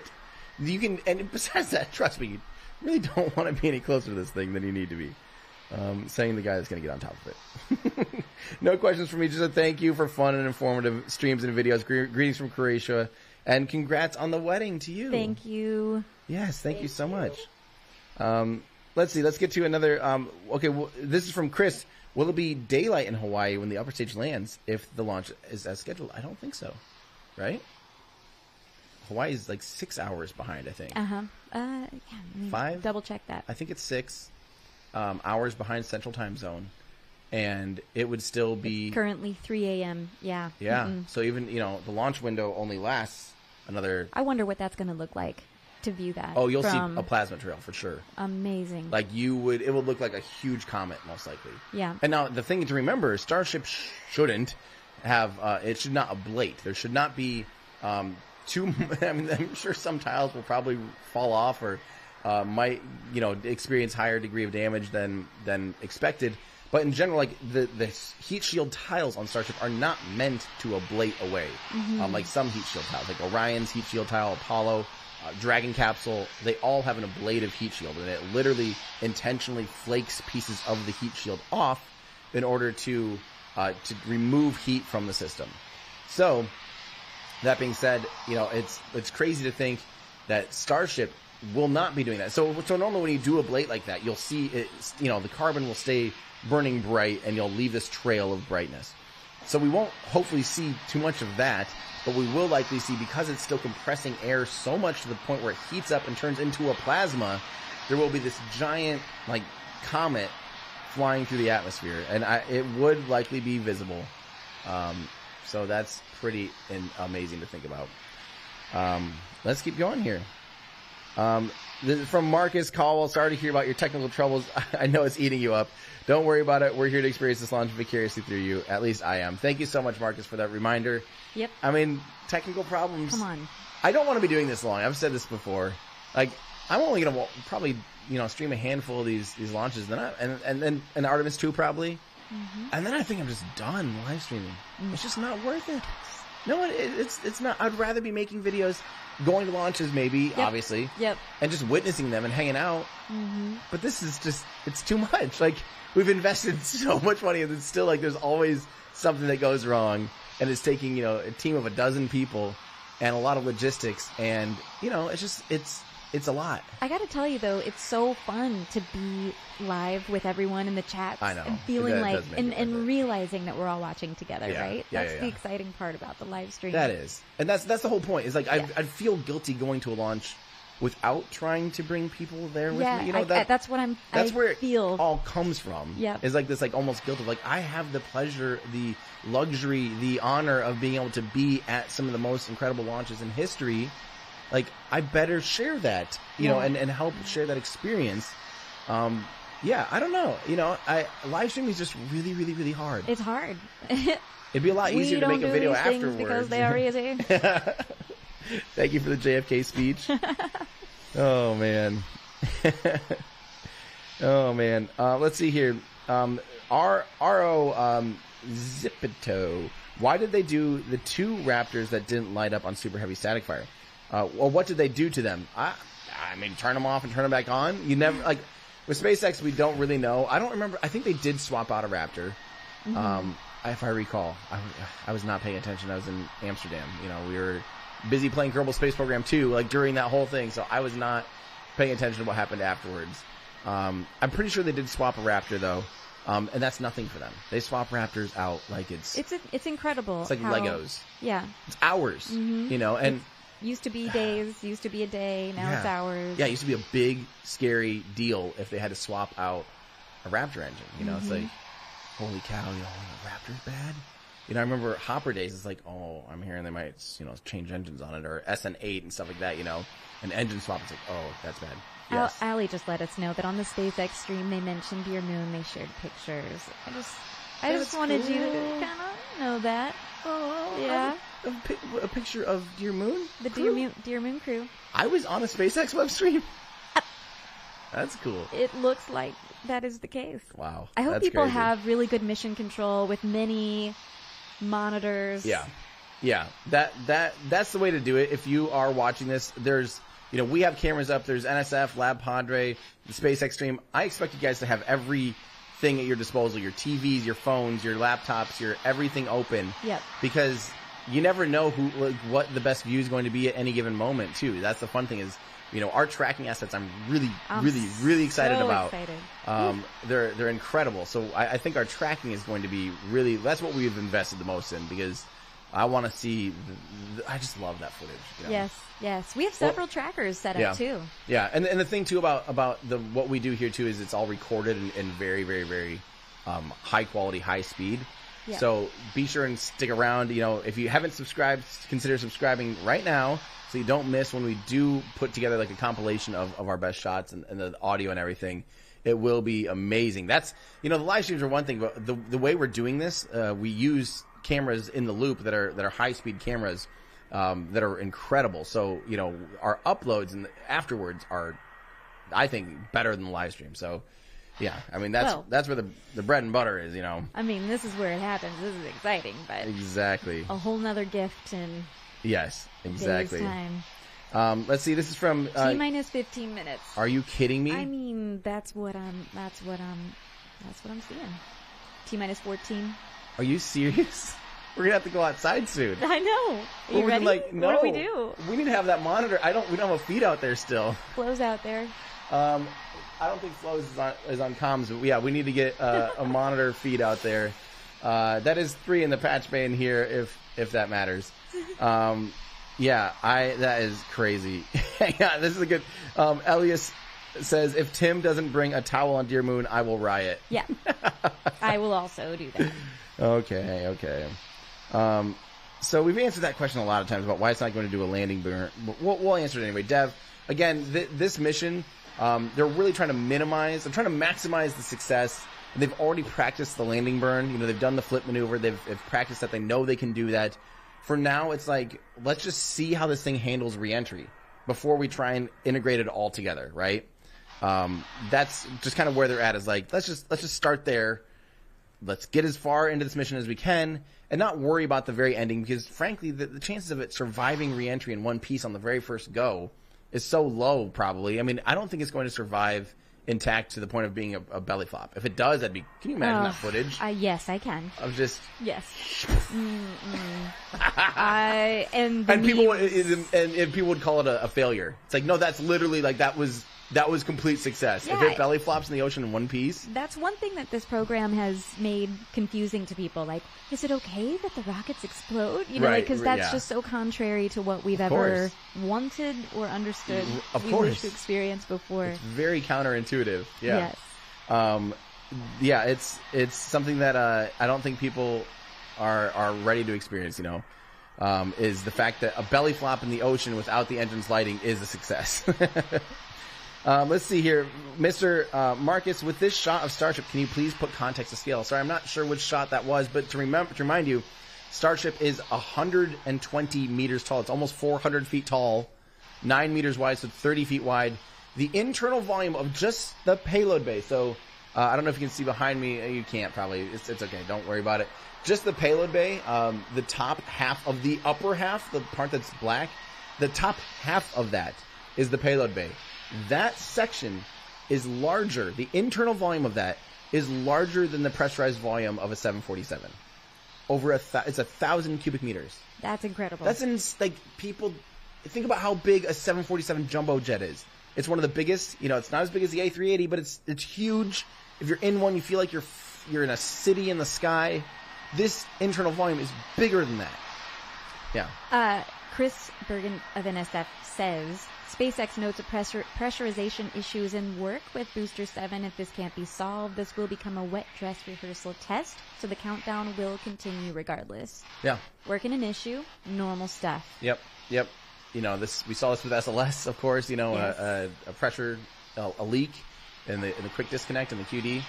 And I expect stuff like that to happen today for sure, too. So, let's see. Yeah, so that's fine. You know, that's how this program works. So that being said, don't forget, if this thing does scrub today, it's not the end of the world. You know, they likely will have another opportunity in a couple days, which is great. You know, that's what we want this thing to succeed. We want it to, you know, we want it to get off the pad and make some big milestones. I'm fully expecting. I have a lot of faith in the propulsion and the engineering of the rocket that I think it'll easily make it, you know, off the pad and clear and get out and get to Max Q is honestly my biggest question mark, though. Yeah. To be honest. Yeah. And that's just from me. Like, I know I'm a total literal armchair, like, Kerbal engineer person. Like, I am not an aerodynamicist. I've never run a simulation in my life outside of Kerbal Space Program. But my brain just says it's so weird to fly with the grid fins open. It's so weird to fly with the flaps extended. It just seems so weird to me. And I'm going to have to see that go through Max Q before I'm like, they're right, you know? And I assume they're right. I'm not saying that I'm smarter than the engineers. Duh. Obviously not. But like it's such a backwards thing in my head of something, a big no-no that you can't do, that like I'm going to have to see it to be like, There was a comment question that flew by much earlier about this. Like, why are we always so concerned with max Q? If you want to explain that a little bit, has there ever been an example of that issue that you can point to? Not recently. It's been a while, but in the early days, it was so plaguing that, that was the limitation, was the fuselage. In order to, you're trying to strip the rocket of extra weight, so you can't, in order to get to orbit, you have to have the lightest weight vehicle you possibly can have, right? And obviously, if we're stripping weight away from it and removing parts, you're potentially compromising the structure. And, even things like, how do you make a payload fairing? Because if your payload is stuck inside the rocket, it's not going to be exposed to space. It's not going to become a free-flying satellite. Not going to be, the antennas, the solar panels, and all that stuff's going to work. So you have to have a system that can open up and, eject and all of these things. And so you're trying to lighten the weight as much as possible. And early days of rocketry, it was really, really, really common to just, lose it at max Q. Yeah. And also the pressure and the buildup, as you're flying, as you're transitioning, it's typically right after Mach 1. It's not always. It's funny, the Mach number does not line up with max Q always. It can. There's a lot of things, even like humidity, temperature, the mission profile, if it's a steep ascent, if it's a shallow ascent, if it's, all of these different things make what max Q is. And max Q is the point of maximum aerodynamic pressure. So it's, the rocket's ascending, so it's actually getting into thinner and thinner atmosphere. So if it was going at a constant speed, the dynamic pressure on the vehicle will just continually get lower and lower. Elon says, well, we may want to go outside, although Elon just tweeted a pressurant valve appears to be frozen, so unless it starts operating soon, no launch today. That was just 20, 30 seconds ago. Okay. So, what do we do? I think we should be ready, no matter what. Yeah, we can go outside. What are we at? Let's go outside at T-5. Ooh, you ready? What do we have to do to transition? We just take these off and we'll go outside Walk and put outside? on a different set of headsets. I love that. I love that everything is prepared by the team this way. Thank you. Yeah, that was huge. Last night I went to bed and got about 3.5 hours of sleep, which is great. More than me, but that's great. That's great.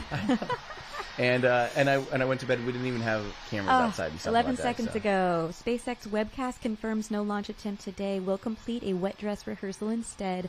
Try again another day. Yep. So it's scrubbed. Wet dress rehearsal. This is what Thomas change says on Twitter. Test Starship today. Thomas Burkhart, thank you for the news. Yep. Well, so no launch today, just to confirm. No launch today. But we want to keep watching for this full wet dress rehearsal. Oh, yeah, because don't forget, not to say that bad things have happened during pressure tests and stuff, but you definitely still want to stick around just in case things don't go as planned. But also, we're here to hang out. This is still a party and a celebration. This is the first time the world's largest, most powerful rocket has ever been sitting on the test stand with propellant on board. So, yeah, unfortunately, just a wet dress rehearsal today. On that note, before we lose everybody, because I assume most people are going to be like, well, I do want to thank you for all. I mean, there's 100,000 of you watching, right? I got shivers saying that. There's 100,000 That's really cool. Thank you.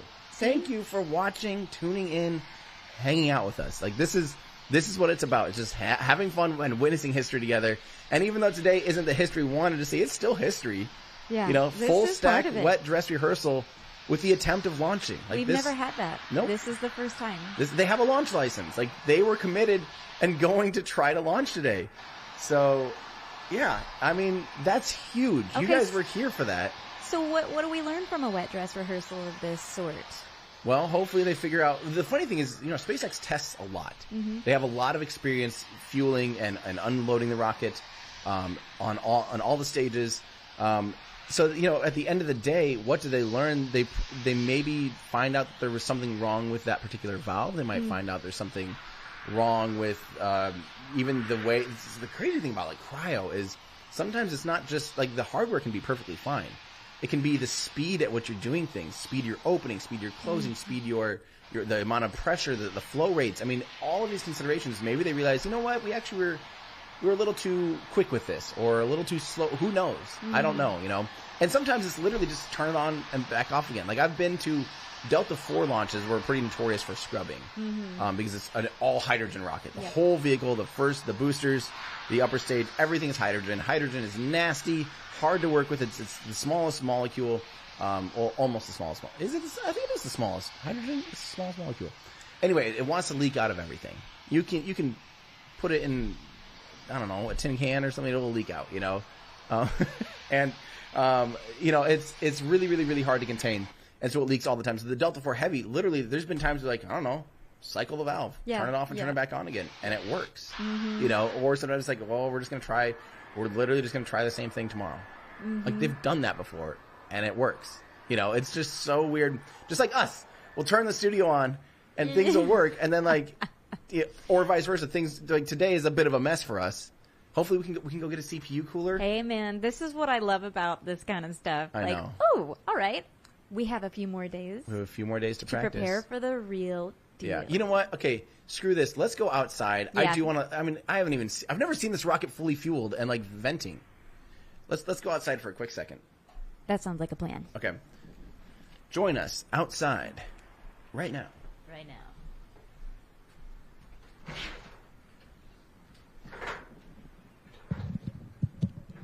is your headset there. Okay. Well, see, this will give us an opportunity for tomorrow to, I'm going to turn this a little bit like this. We have not done this yet. Wow. Oh, it's so nice to be outside. That's crazy. Yeah. Hello, Andrew. Thank you for being in ears. That's incredible. I can't believe we're right here. I haven't even done this yet. We should find a way to just be out here. I haven't even realized this. Yeah.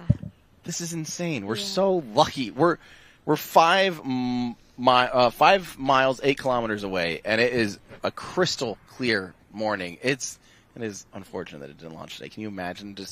I can imagine it. Yes, I can. We're gonna be leaning like this as this thing goes like that. Yes. Holy crap! Whew. Dang it. That is gorgeous. I know. And it's a perfect, beautiful, clear day. I mean, that is as beautiful as it gets. That is unbelievable. Oh, a helicopter flying around. Whoa! Oh, wow. Right overhead. Coast Guard, baby. Yeah. I don't know if we have a tracking camera. Unfortunately, this monitor is not working out here. This is good for us. Yeah, I need my computer thanks, SpaceX. here. I appreciate, and I'm talking completely at the wrong area and everything. And our height differential, maybe you should be. Oh my gosh, okay, that just got worse. Maybe I should be over there in the front. I don't know, because I'm so short. There we go. That is better. Yeah. What are you? Are you 5 foot? I'm 5 foot, 1/2 inch. So what is that in? That's like. Help me out. Yeah, 130 or something centimeters. It's small. It's I don't know. real short. I don't have my computer out here either, so I'm not even able to no get idea. the answers from the people that normally just throw me a quick conversion if I need it. But 152. Thank you, Andrew. Not 142. Oh man, come on. You missed it. Let's Thanks, Flo. chop your knees off. What? That was from Flo. Chop. Listen to me. Do you want 42 in your life or not? Yes, but not that bad. But yeah, this morning it is a shame it's not flying because it is absolutely stunning. And I think when we reset here, we're gonna make it a priority that we can get out here earlier just to enjoy it, and we'll have everything set up, and it's going to be incredible. Dang it is so surreal seeing it just.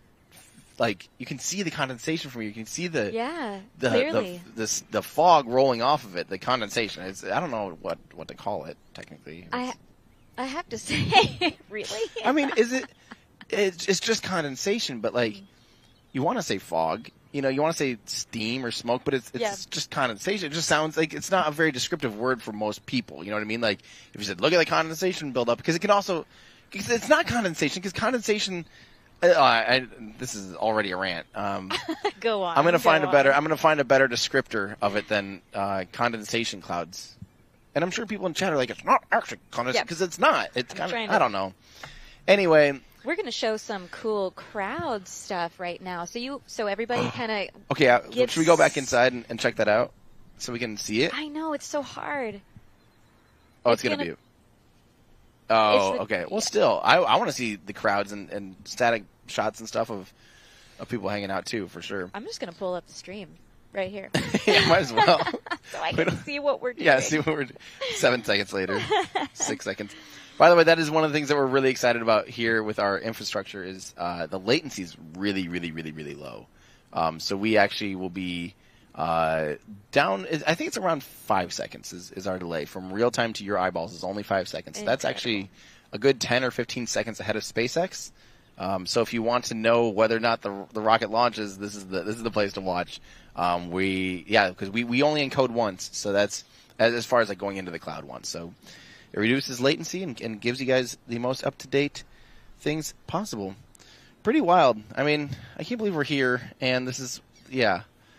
I don't know. How are you feeling? I feel I just got married to the love of my life, and he's over there on the 28th floor of a building, and we're both staring at this rocket that's making history, and I know. And we're here with, thousands of people watching together, and it's the most gorgeous day. It is. I can't believe it. Honestly, I am sad. What plane is that right there?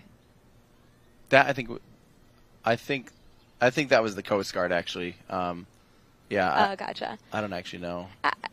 Personally, I'm amazed because it has been so foggy here for the last few weeks. I feel we've been while setting up all these cameras and trying to get things placed and tested for this stream for the last few weeks. It has been so foggy. Not clear at all, and suddenly today, there's not a cloud that I can see in the sky. It's really a shame it's not flying today because so it is I'm feeling stunning. Like this is all very surreal. Yeah, look at that gorgeous view. Wow. I know but at the end of the day, who knows? It might be a better. I mean, I can't get better than this, unfortunately. Actually, no. You know what? It can. I actually like when there's a couple like Toy Story clouds. Yeah. Simpsons clouds. Okay, Toy Story clouds. I don't know what. That does make for a little bit better imagery than a completely like blue sky like this, and then it's still kind of a gradient. It's still kind of washed out at the bottom. If it was, I still remember the first attempt of OFT-1, the first time that Orion flew to a proper flight, an orbital flight in 2014, December 5th, 2014. I think. Wow, nice one. Someone test me. Check it out. Test. Yeah. Testing. Either that or December 3rd. What was that, Andrew? Sorry. Ooh, okay, let's go inside and check out what Ryan's doing, and we can look up OFT1. Good, because I'm dying without information.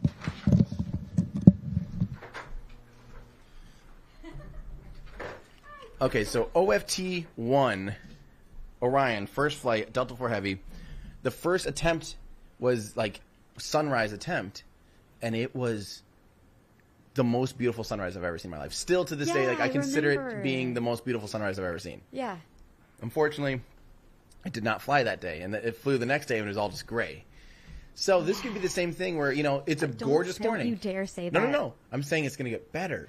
Oh, I'm sorry. Like, it's a beautiful morning. You continue But saying. the imagery isn't actually as pretty as, if it was a little bit more cloudy and if we had some crazy sun rays and stuff, it could be a more picturesque morning. I like it. But the weather is pleasant and we love it and it's great to have, but we are seeing crowd shots now, by the way. Oh, this is so cool. I gotta tell you, there is something so magical about going out to Isla Blanca Park. Is that what we're looking at? Gotta be. Yep. Look at those boats. I think getting a little lag in that encoder. This is a good time for us to be able to, we can tweak some stuff. Yeah, for sure. But this is great. That is so cool. It's like standing in line at a music festival. You haven't had the joy of being immersed in the crowd yet because you've always been here. Yeah. It's here or back when it was the Pearl, now Margaritaville. Yeah. Did you I were was always for SN8. I was at Isla Blanca Park. Crying. Screaming, wailing. People were like, what's wrong with the woman in this? And you gotta understand, like, this is the most emotional thing. Yeah. Being surrounded by all these other people from the community, engineers that built the thing, their families. Yeah, I know. It's an emotional experience. Well, the funny thing is, the more I think about it, like, I'm always the one that I can't hold back, like what I'm experiencing. Yeah. And I still remember in-flight abort test. Yeah. Oh God. You were there. I lost my mind because especially a lot of the emotions aren't necessarily the launch itself. I think if I if I woke up fresh-eyed, bushy-tailed, and just literally woke up and went outside and saw launch, actually, I've done that. I've been out at Cocoa Beach, just casually walked on the beach, watched. I'm like, like golfer clap, like, wow. This is lovely. Look at that. Look at that candle. Like. I mean, when they launch them on an average of like once a week or so, it does become even more that way. That's cool. I love that that's normalized enough for a golf clap. Exactly, but. I think there's more to it especially when you're that close, when you're 5 kilometers away at Kennedy Space Center, and when you're spending, you're up all night setting stuff up. You've been testing stuff. You've been blah blah blah. You've been, driven across the country or flown there. All of the extra stuff getting to that moment. Yeah. And then the thing happens, and then the thing flies into a cloud right when it's going to intentionally blow up, and you're about to see the most epic fireball ever. And we spent like 5 days setting up a tracking telescope that was the most epic shot ever, until it goes straight into the cloud. I couldn't believe that. I was so upset. And then we missed that beautiful explosion. And I'm just, no! And I ruined everyone's audio out there. Ruined, injected beautiful emotion. These are two ways of looking at something. I want to say SpaceX did officially make the tweet. Standing down from today's flight test attempt, team is working towards next available opportunity. Okay. So we'll know here soon when this will try to fly again. Exactly. But that doesn't mean for us, even though it wasn't a launch day, we'll keep the code up all day. You can use coupon code LAUNCHDAY to get 10% off anything that says full flow stage combustion cycle on it by going to everydayastronaut.com/shop. While you're there, again, you need to check out these mugs. Are seriously the coolest thing that Allie's a genius. Allie's a genius. This was Allie's idea. She goes, "Hey, what if we had a color changing mug that looked like a heat shield?" I know. Incredible. I know. I don't know where she thinks of this stuff. I mean, all the merch is in her brain. In her good old brain. That's smart.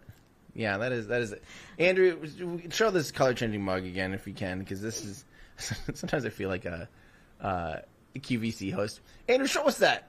Beautiful. This is item number 104136, the color changing mug.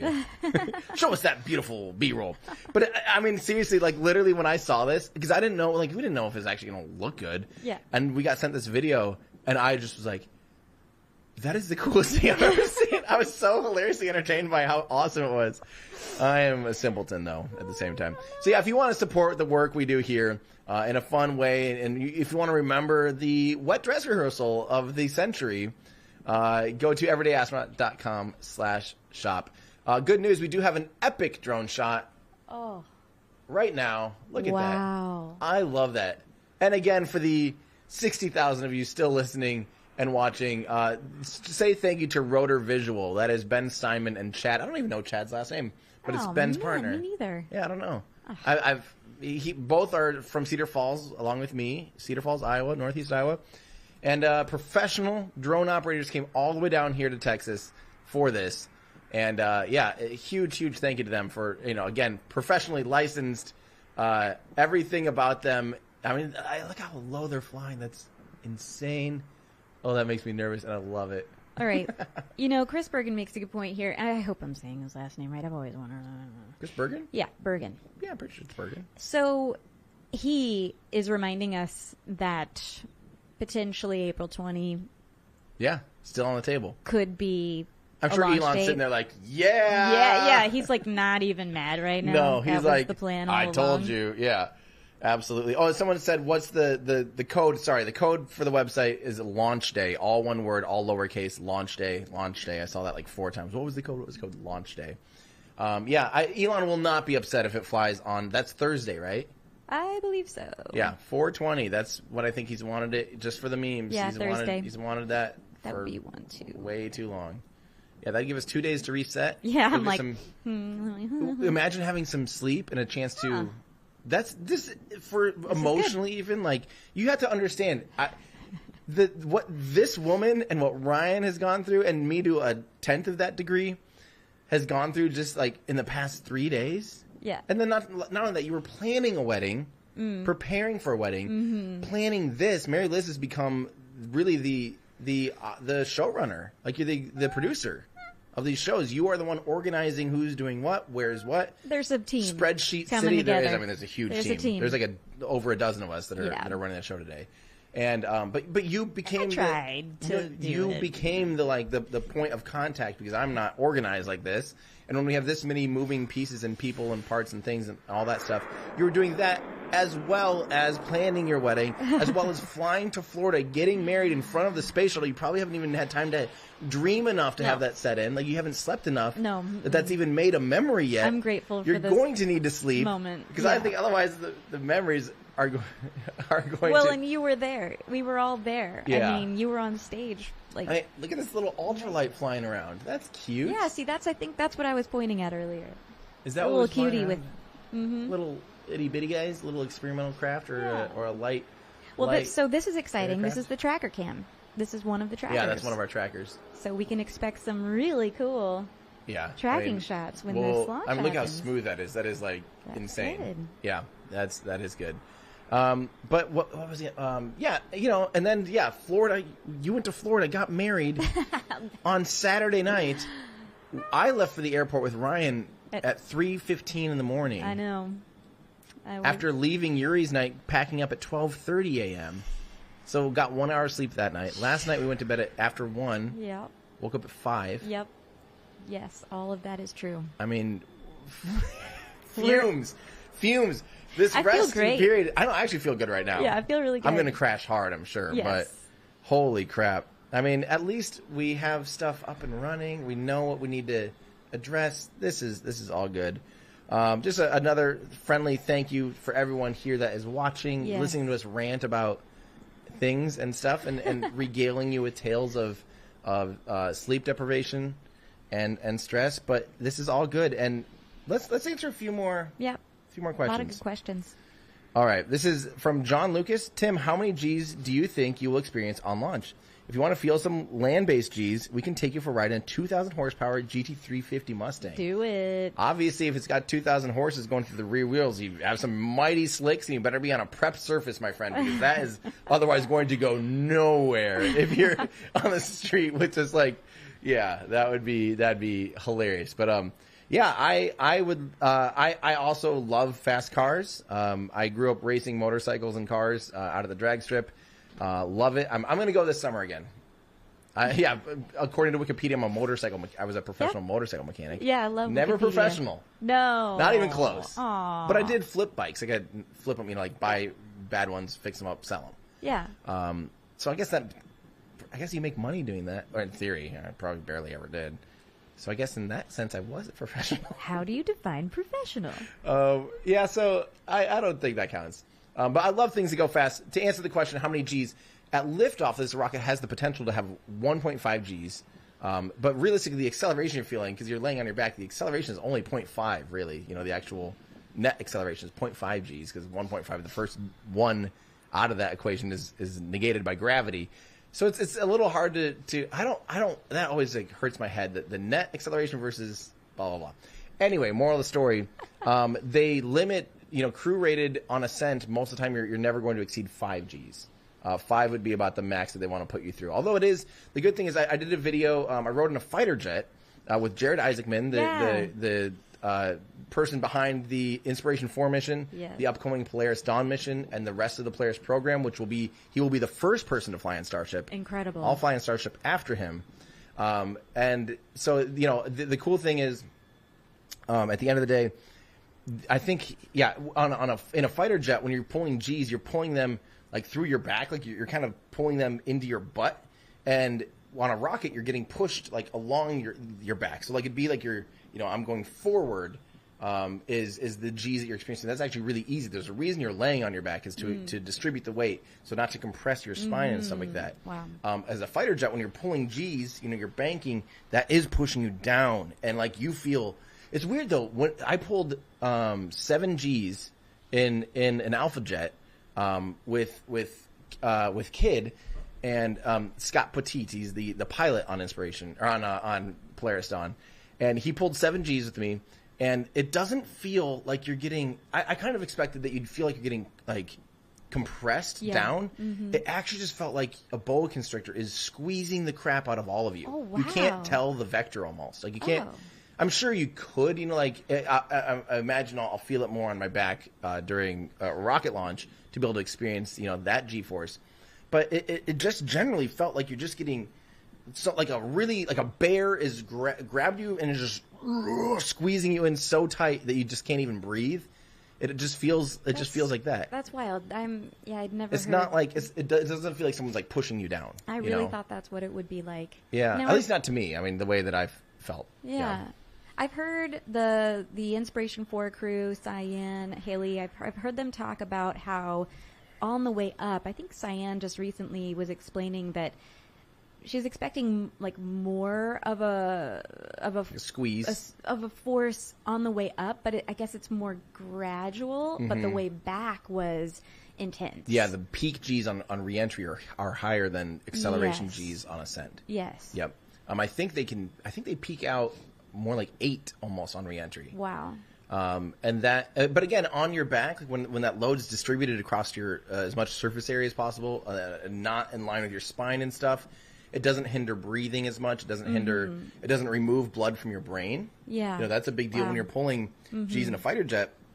That's why they wear G suits and why you see them squeezing is to try to keep blood from leaving your brain and blacking out. Yes. Luckily, the G forces, since you're on your back, it just doesn't, it drains still into your brain. You know what I mean? So it's not like you're losing. I'm sure if you're pulling crazy G's, it literally slips into some parts of your brain will shut down. Wow. But, they were talking about a breathing pattern that they were taught. Have you haven't started any of this kind of stuff? No, not yet. Gotcha. But that's the stuff that I'm, really, really, really excited for.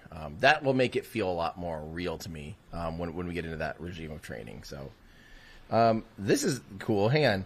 Julian McGale, hi from Svalbard in the high Arctic. I believe that's Norway. Is it? S-V-A? It is. It's S-V-A-L-B-A-R. Wait, it says it's a country. Is that right? The Svalbard Island is Norway. Yep, Norway. Yeah. Yes, I know some geography You're doing sometimes. Great. Proud of you. Thanks, Mom. You're welcome. Why are SpaceX not planning to try and recover the vehicles? So, again, we're seeing both sides of this coin. Why didn't they test the booster more, and why aren't they recovering the vehicles? Literally, for now, they're trying to reach new milestones. They know they can land Starship. They know they can land a booster. They've landed hundreds of Falcon 9s by now. They know they can land stuff. They don't know if they can light 33 Raptor engines that are stacked in this way with this vehicle, with the heat shield tiles, blah, blah, blah, the flaps extended. They don't know. Those are the unknowns to them. They're trying to test as many unknowns as possible today. And so for them, that includes, that includes just getting it off the pad and getting through max Q, getting through stage separation, getting to re-entry would be huge. So why, at this point, why would they bother if it's not the highest likelihood of both of them getting to that point per se? That would be a sunk cost fallacy almost of like, or if maybe that isn't actually necessarily a sunk cost fallacy. Sorry. But it would be that you would put a lot of work into something that didn't even happen. Right. So, that's why they are not trying to recover the vehicles is for now they're trying to test the unknowns. They have some knowns. They have some experience landing. They don't have experience launching a vehicle of this size, a Methalox rocket or anything. So, there is a good question that I just highlighted here from Vlad, if I could read that out. Related to this scrub. With the frozen valve that scrubbed the launch, what is used to avoid it happening? Is there internal heating or something on them to stop it? So, no. So the thing is, you don't necessarily want your valves to be a different temperature than the propellant normally. Now, I don't know. This could vary from system to system, launch pad to launch pad, propellant to propellant. But generally, you want them to be working at the operating temperatures of the fluid that they're dealing with. So you don't normally want to heat them up because then they'll experience thermal shock. They'll be a different. I mean, you have expansion and contraction issues of it being hot but cold. You actually want them at the temperatures that they're operating at normally. Now, again, caveats there. But yeah, so what will they do to prevent it? Like I said, there's a chance that this is literally a turn it on, turn it back off again. Right. This stuff is finicky, and we literally saw that at Artemis where they literally cycled a valve and it worked. Remember, they had a handful of leaks, again, hydrogen. And it's funny because we're all paying so close attention to Artemis, and NASA was so open and transparent, as SpaceX is as well. Yeah. They were so transparent about every little, okay, now we're seeing a slight slightly too slow of drain on this or slightly too slow of fill speed. We're experiencing a little leak here, a little leak there. They're literally telling us everything that's happening. And it was amazing to have that insight. But realistically, I think they're just kind of, it's always it is a battle during the whole fuel up process anyway of like, I don't know, like it's a thing. And the crazy thing is, I didn't realize this until, I can't really say. I learned along the way. I can't say where I learned this from because I don't know if it was information that was public or not. So I'm not going to say, I'll use generalities. Okay.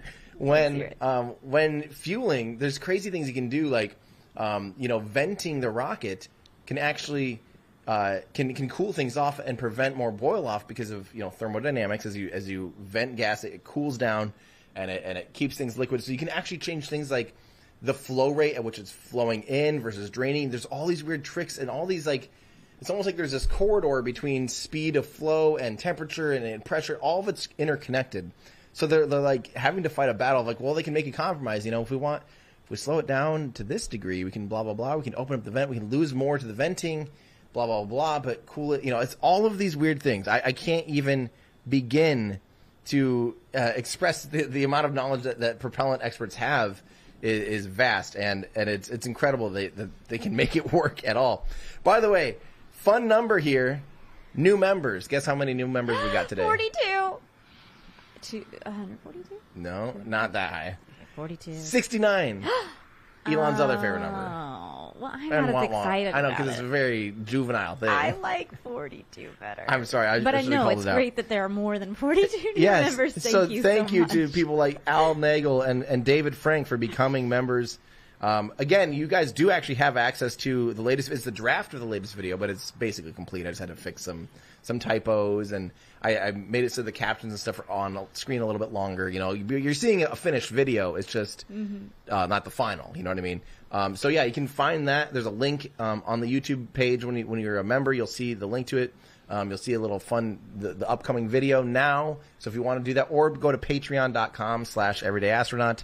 And Patreon is the way you can gain access to our Discord channel as well. So hello, Discord. Love you guys. Yeah. And Dylan in Discord was asking about the promo codes, and yes, that was addressed at launch day. All right. Hang on. Let's do this. Barrett Digital Services. I feel like there's probably some obvious answer to this, but if they're not planning to land it properly, why not just point it in the right way to reach the moon and carry on testing as long as possible? So that's a fair question. The biggest thing they want to do is they want to test reentry. That's the biggest unknown to them. Flying something, they could burn the engines longer and just go as far as they want, but that actually doesn't give them as much data as trying to reenter. So the bigger deal here is, how does this vehicle survive reentry with those heat shield tiles, with the flaps, with the whole reentry system is the new unknown. Again, they're trying to test the unknown.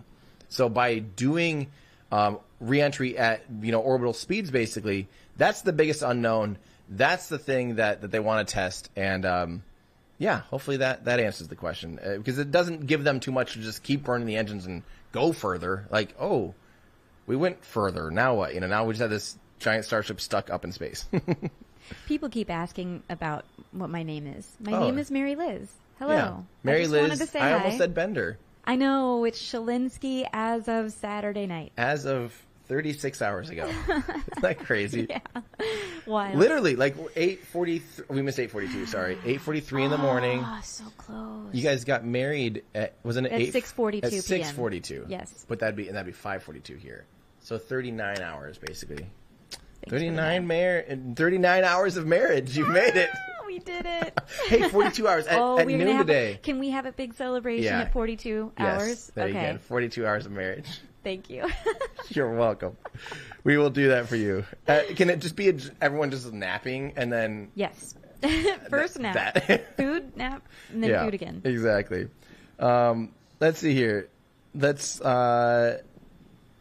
Okay, I'm going to answer this question, even though it's irrelevant now. But from Engine Fair says, so happy to be here for this. Fingers crossed. How important in history is this day if things go to plan? So I wanted to answer that question anyway, because I do want to address what this means.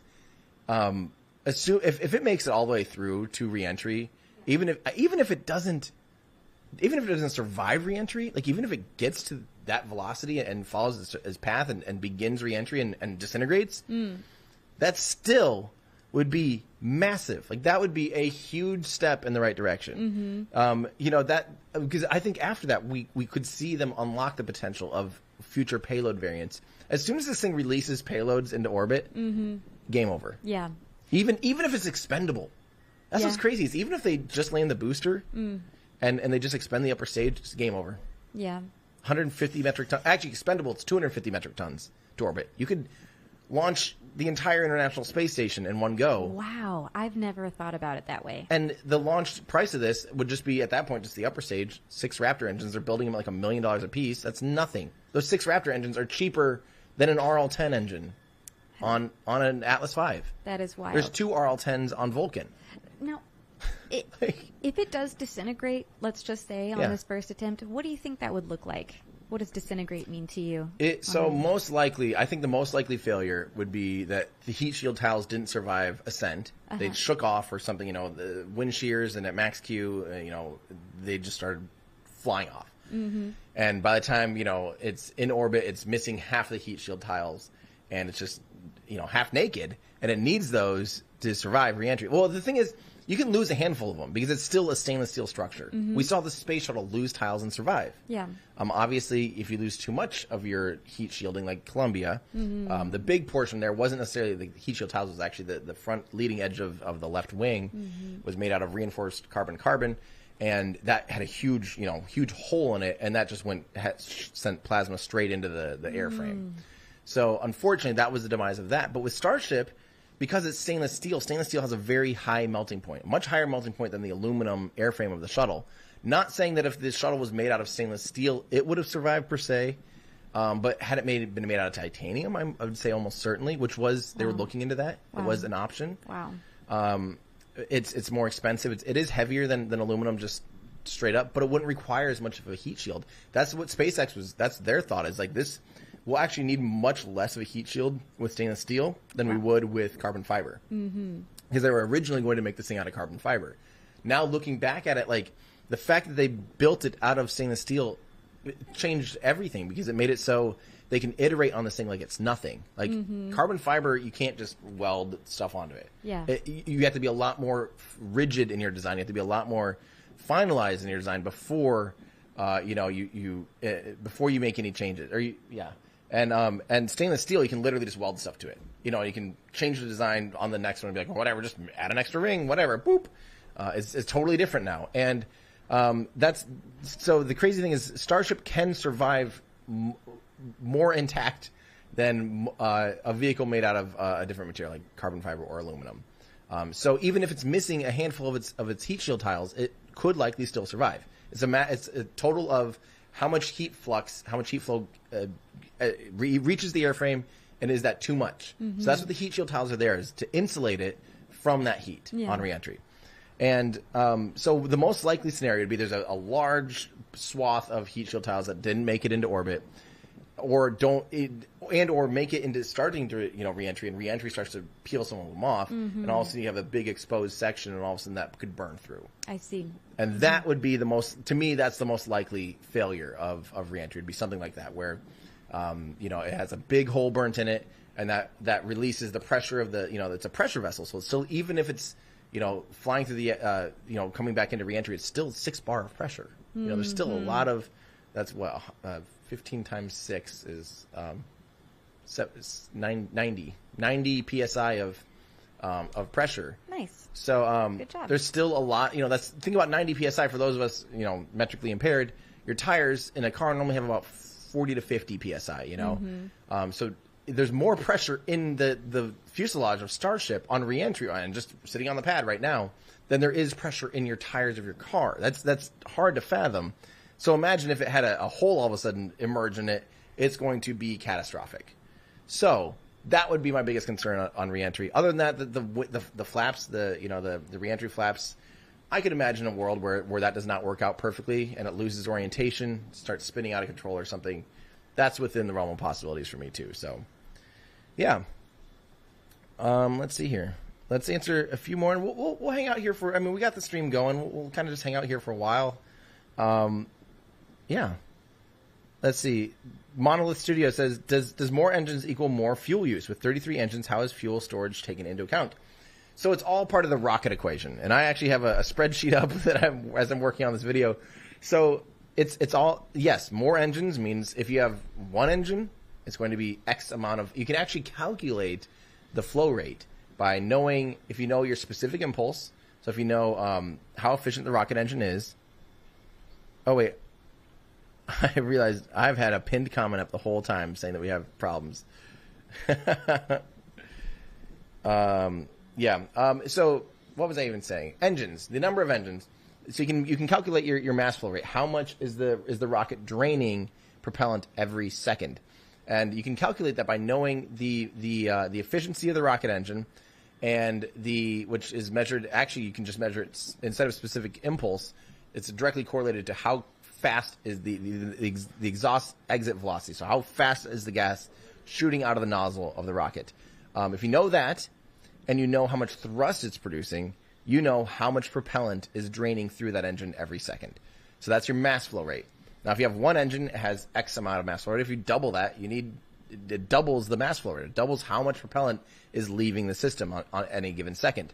So how is fuel storage taken into account? You design the rocket around your potential to lift, so your thrust, and you design it based on how much payload capacity you're trying to get into orbit. So that's the funny thing is the bulk majority of the weight of the rocket is fuel. This is basically the rocket on the pad that you see on your screen is not really a rocket. It's realistically, it's a huge pool of liquid methane, a huge pool of liquid oxygen, a slightly smaller pool of liquid methane, a slightly smaller pool of liquid oxygen, and then even smaller ones in the header tanks, et cetera, wrapped in some skin, wrapped in some metal skin. The metal skin is the rocket as we think of it in the engines, but that's insignificant compared to the weight of the propellant, the mass of the propellant. So it's hard to imagine, but yeah, you basically just have to work backwards. You look at your engine and you say, how much can this engine lift? How efficient is this rocket engine? And then you can work forward from there. Basically, you can say like, all right, well, we can lift this much propellant. Do we need to? Is there more propellant now? Do we not have room for a payload? Okay, we need another engine, and we need more propellant, et cetera, et cetera. And that is the tyranny of the rocket equation. Let's see here. This is from Sebastian M. Do you think SpaceX will use polycarbonates or something more sophisticated like Arlon transparent aluminum for the windows or passenger version of Starship? I don't expect it to be standard glass. I'm not sure. I'm not too familiar with polycarbonates or transparent aluminum myself, but yes, I do expect them to use something pretty high end. The good thing is the windows will all be in the leeward side of the vehicle, so they will not be in the direct airflow, meaning they will not experience reentry heating, like the heat shield towel side. Similar to the space shuttle. Space shuttle, had nice, big, good sized windows, and they were all in the wake. During reentry, they were not seeing the heating like the heat shield towel side. Same with this vehicle. What wine pairs well with the moon? I have no idea. A nice white wine, because the moon is rather whitish. I have no idea.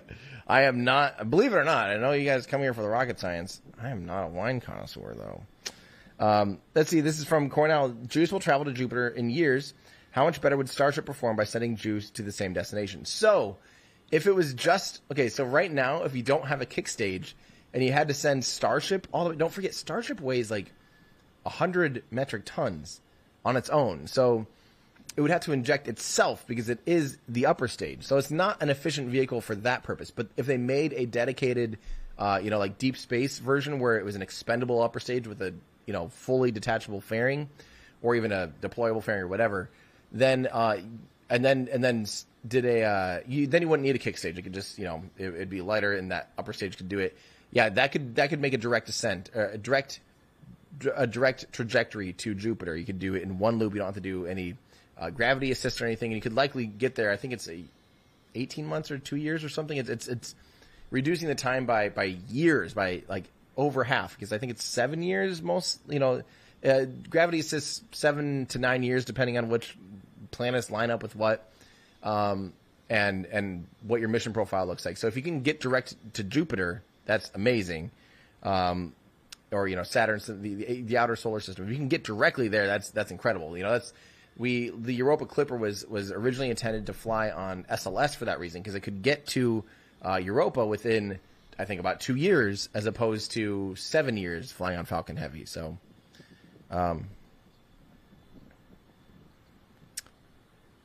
interesting. Rocket Lab made an announcement today. Sorry, Andrew was informing me that our friends over at Rocket Lab. I am curious about this, just for fun. We're doing the news run here, the news beat this morning. Rocket Lab introducing HASTE, Hypersonic Accelerator Suborbital Test Electron. What? A suborbital testbed rocket derived from electron. Suborbital testbed rocket derived from electron. Reliable, high-cadence suborbital flight test opportunities to advance hypersonic tech development. Ready for launch from Virginia now. So what's that mean? Is it just the first stage? Huh. Are they just selling the idea that you could just use a booster and you could ride on a booster and have a cheaper... This is not something I would expect to see. I mean, I don't... Surprised that there's enough of a value there, to be honest, that there's a big enough market just for hypersonic research.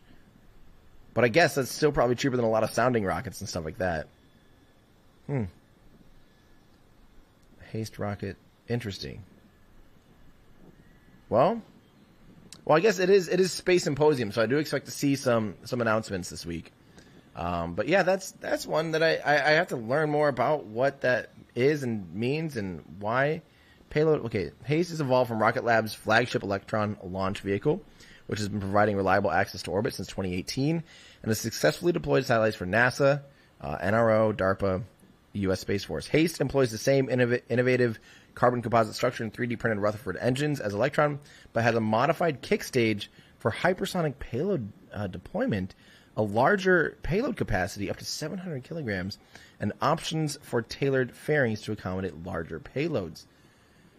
Interesting. So, yeah, it'd almost be doing the same thing as Starship here, where it's not going to be taking it into orbit, which is why they can get double the payload capacity. And instead, you're basically just staying suborbital and just working on allowing an opportunity for hypersonic development. That's fascinating. I'm not honestly entirely sure if I understand the full implications of that right now, but I'd love to learn more about that. Thomas Edge, thank you so much for becoming a member. Much, much appreciated. Let's see. Another member here from Scott Ratterstoff. I'm so sorry that I'm going to be missing so much of this stuff. This is from Eugene's YouTube channel. I wonder how much climate-changing methane will be released. Will it be offset? So when you burn methane, you actually end up just releasing water vapor and CO2. So the CO2 offset can be calculated. I've actually done those calculations by going to, if you just search how much do rockets pollute. I have a 1-hour video about it, but I also have a pretty in-depth article version of it as well that will tell you exactly how much carbon something like Starship. So here's the total emissions of any given rocket, a handful of rockets, and we'll show you exactly what comes out of them. So, for instance, a hypergolic rocket, which would be vehicles that use hypergols like hydrazine and dinitrogen tetroxide and a handful of whatever oxidizers you want, and typically hydrazine, releases CO2. So these ratios, by the way, we're seeing in metric tons how much they release of each thing. But don't forget, these are completely different sized rockets. So we're not talking. So it's not like it's exactly how much each rocket releases, but that doesn't necessarily mean how much it releases per kilogram to orbit. But anyway, you can see CO2, you can see water vapor, you can see soot, and of course, Starship Super Heavy is the largest of all of these, except for in terms of like nitrogen oxide, nitrous oxide. SLS is going to have a lot of that, and chlorine and alumina from the SRBs. So the solid rocket boosters, you'll see those are big polluters in the in chlorine and alumina and nitrous oxides. But Starship, you'll see it's basically CO2 and water vapor. That's all that comes out of it. And pure methane, actually, they don't vent pure methane. They don't vent pure methane. So methane is always burnt off. It's either recondensed on the pad instead of venting it. You can't have it be an uncontrolled vent of methane. It could have the potential for detonation. So instead, at a launch pad, they'll either have a flare stack, which we see we saw that at Relativity's launch pad. We also saw it with earlier Starship prototypes and things like that. But yeah, they actually just on this version of the new pad, they recondense it and they put it back into the fuel farm, yeah. But then we can see too, I did actually a ratio of payload to orbit, CO2 to payload to orbit. Starship and Super Heavy still actually produces a decent amount of, and actually this is only 100 metric tons, so this is actually a little bit less. It would be closer to 20, 19 or so, no, 18 metric tons of CO2 per ton to orbit. Yeah. So it's about the same actually currently as Falcon 9. Well, actually, again, if it's doing 150 metric tons, it'd be about the same as the Falcon 9 on a per ton basis. So, yeah, hopefully that answers your question there. Yeah. Do you have any updates for us? I had to move my car because I was about to get a parking ticket. Ooh, that's no. As far as this, we only know that from Elon, he says that they learned a lot today. And cool. They're gonna, obviously, unload the tank and then try again in a couple days. Yeah, hopefully 2 to 3 days. We will know more soon. My understanding, based on calculations of the size of the tank farm, the amount of bleed you'll have in the tank farm and things and losses you'll just have from. What am I thinking? I am losing it now. He's tired. Yeah, I'm tired. Your body's like, you can relax a little bit I now. know. And I was like, no. What was it? Boil off. There we go. Huh. That it sounds like it would take about 2 days, I think, minimum. If the rocket's fully fueled, it takes about 2 days to replenish boil off. Yeah. So I would expect the earliest we'll see a launch attempt would be Wednesday. But again, that's 4/19. I literally could see if the decision was between. It's going to be 4/20. It'll be 4/20. Yeah. Yeah. Do you think that it will have to be? Do you think they'll keep it in the morning? I saw that as a question earlier. Yeah, I would assume it's going to be the same launch window. Okay. I don't know why they would vary that, honestly. I mean, they might. Yeah. I think this will always fly during the day for the first couple. Yeah. So for visibility's sake. Yep. More than and just anything. operations. I think they don't want the beach closed at night and stuff like that too. It's easy. Yeah, all of it's easier during the day right now. Eventually, this thing can fly whenever Yes. the mission demands it. Yeah. Let's see. Oh, of course, Joe wants to know, is anyone recording the audio in high def like Cosmic Perspective did with Artemis? Ah, great question. Well, we have Cosmic Perspective with us. Precisely that. It's Cosmic Perspective doing audio recordings. Yeah. Yeah, so we've got, the whole team, Everyday Astronaut, Cosmic Perspective, and a ton of great volunteers, interns, beautiful humans all working to make this possible. But yes, we have microphones out on the launch pad. Oh, yeah. We have them all around the general area.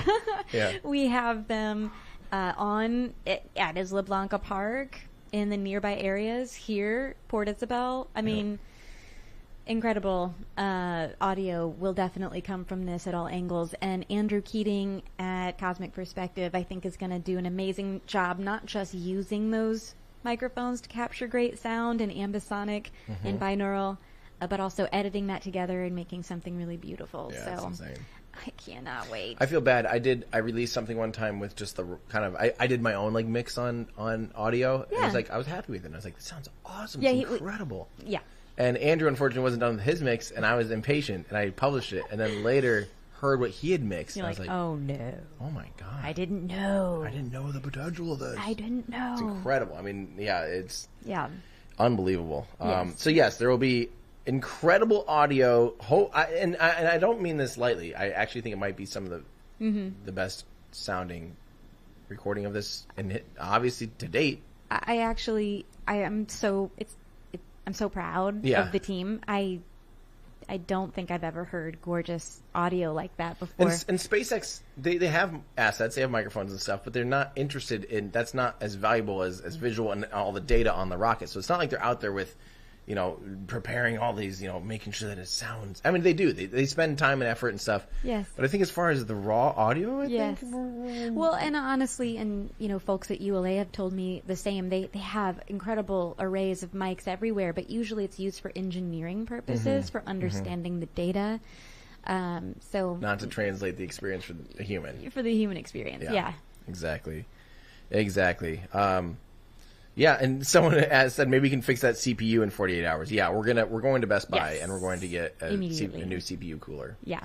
And what can you explain to everybody and me? What will that change for the stream? So our stuff will work normally. Like right now, our overlay is just sort of thrown together because it's going through a different system that we're running it through the weeniest little computer. It's called an Intel Nook. It's like literally meant for like light web browsing. Like right. Don't consider looking at, don't go to YouTube, it'll crash, like emails only. No, it's not that bad, but and actually we normally do technically we use that to run Casper CG, but a lot of the offloading for the graphics is done on a totally separate thing. So that's just kind of the controller for it, right? Well, the gamer PC I don't even know what all it did, but it just sort of held a lot of things together. It's just sort of the glue. A lot of things ran through it. Yep. Including some of the audio routing and stuff was and this is just something that we just installed too. Like we had just installed a good routing solution going between Dante and Maddie devices and stuff like that, and the way to translate it and fix it with our switcher and all these. I don't know any of this stuff. Making it up, Andrew's screaming. No, he's not. I don't hear that. Oh, I now it. It is screaming. I heard it. But all of that at some point was plugged in and ran through the gaming PC, and even just the fact that it has two big monitors, even like literally just controlling and seeing, having Discord open and stuff like that, like it kind of took down a lot of our normal things, infrastructure. Yeah, our infrastructure, So in case you missed it earlier, we have a gaming PC that's been across the country in that van multiple times now already. And somehow all four of the screws that hold the thermal cooler, it's a liquid-cooled CPU, all four screws backed out, and all of a sudden the thermal cooler literally just fell off, and the CPU started, overheating. You can't make it up. And it was in the middle of the test live stream yesterday. Yeah, which was going so great. That was beautiful. It was so awesome to see the views come in for the first time. I was screaming. I was so excited. It was worth it. Yeah. That's, of course, just our luck, though. Andrew Rowe in our Discord says that he's watching us on a Nook. On an Intel Nook. Oh, what? It's not crashing. Look, it's not crashing. No, I was obviously joking. It's not that wimpy of a machine. But compared to, the beast that the gaming PC is, it's this little guy that's like this. I think it's like I guess it's Intel-based, right? Is it Atom? Is it an Intel Atom? Like a dual-core, 1.3 gigahertz or something. It's very light. Wow. Yeah. But it's cute. They're fun. This is from Charles Brinkley. Hey, Tim, I've been a big fan of your content for a while. I saw the Lex Friedman podcast and wanted to ask, do you think you'll go on another podcast sometime in the future? Good luck on the rest of your stream. Actually, for those of you wanting another podcast, I just did one recently, a few weeks ago. It came out last night with my friend Joe Scott from Answers with Joe, and he used to be on our Ludicrous Future podcast. We got together and we talked for 2 hours mostly about Starship. Awesome. So if you want long form podcast content, I need to tweet that actually. I was way too busy yesterday with remote cams and stuff and all that crap he sent me that link, and okay, sorry Joe. I will be posting that now and sharing Today that. we catch up on all the things. Yeah, on all the things, including sleep. Yes. So I would definitely do more podcasts, and I actually have a few more that we have lined up as well in the future, and hopefully we get some big ones again too. I mean, Lex was awesome. Yeah, that was super fun. That was a good one. Yep. Some people in chat I'm seeing are saying yes. The After Hours with Joe Scott, definitely watch. It's here. I'll post the link here on YouTube for you guys. Give that a watch.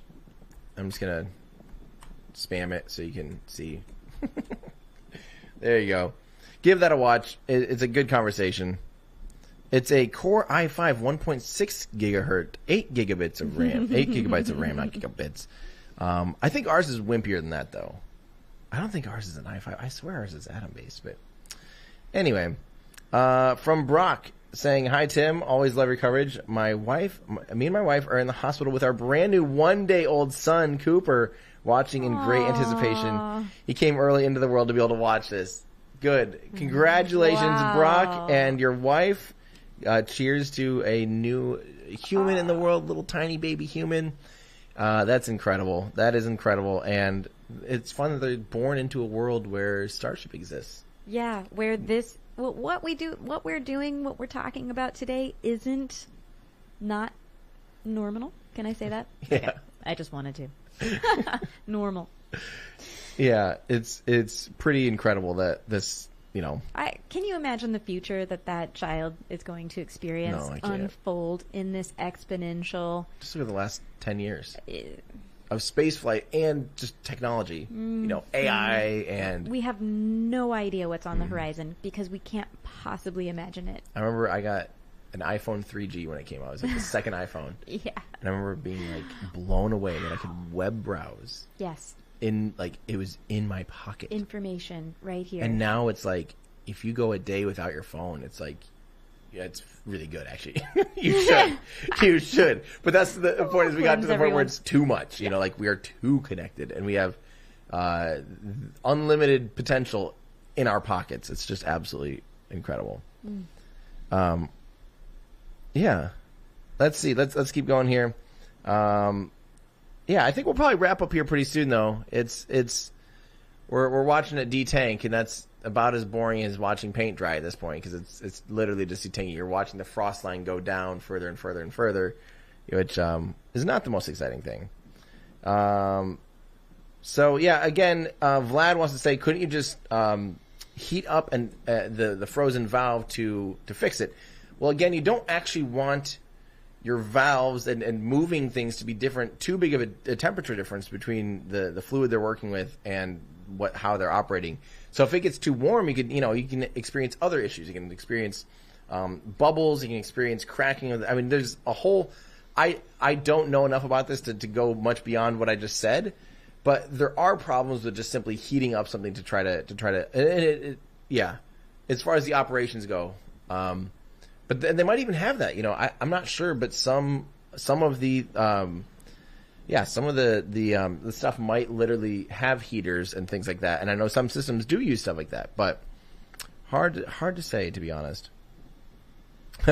Matthias in our Discord said SpaceX should have sent in their red team with a not a flamethrower to go unstick the valve. Yeah, that's a great idea. Hey, if Artemis can do it, SLS literally had a red team go out and tighten bolts. Yeah. On the pad, that was.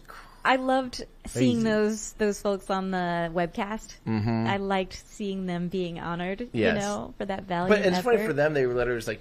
We just did a thing that we were supposed to do. That's our whole time. Yeah, this is what we do.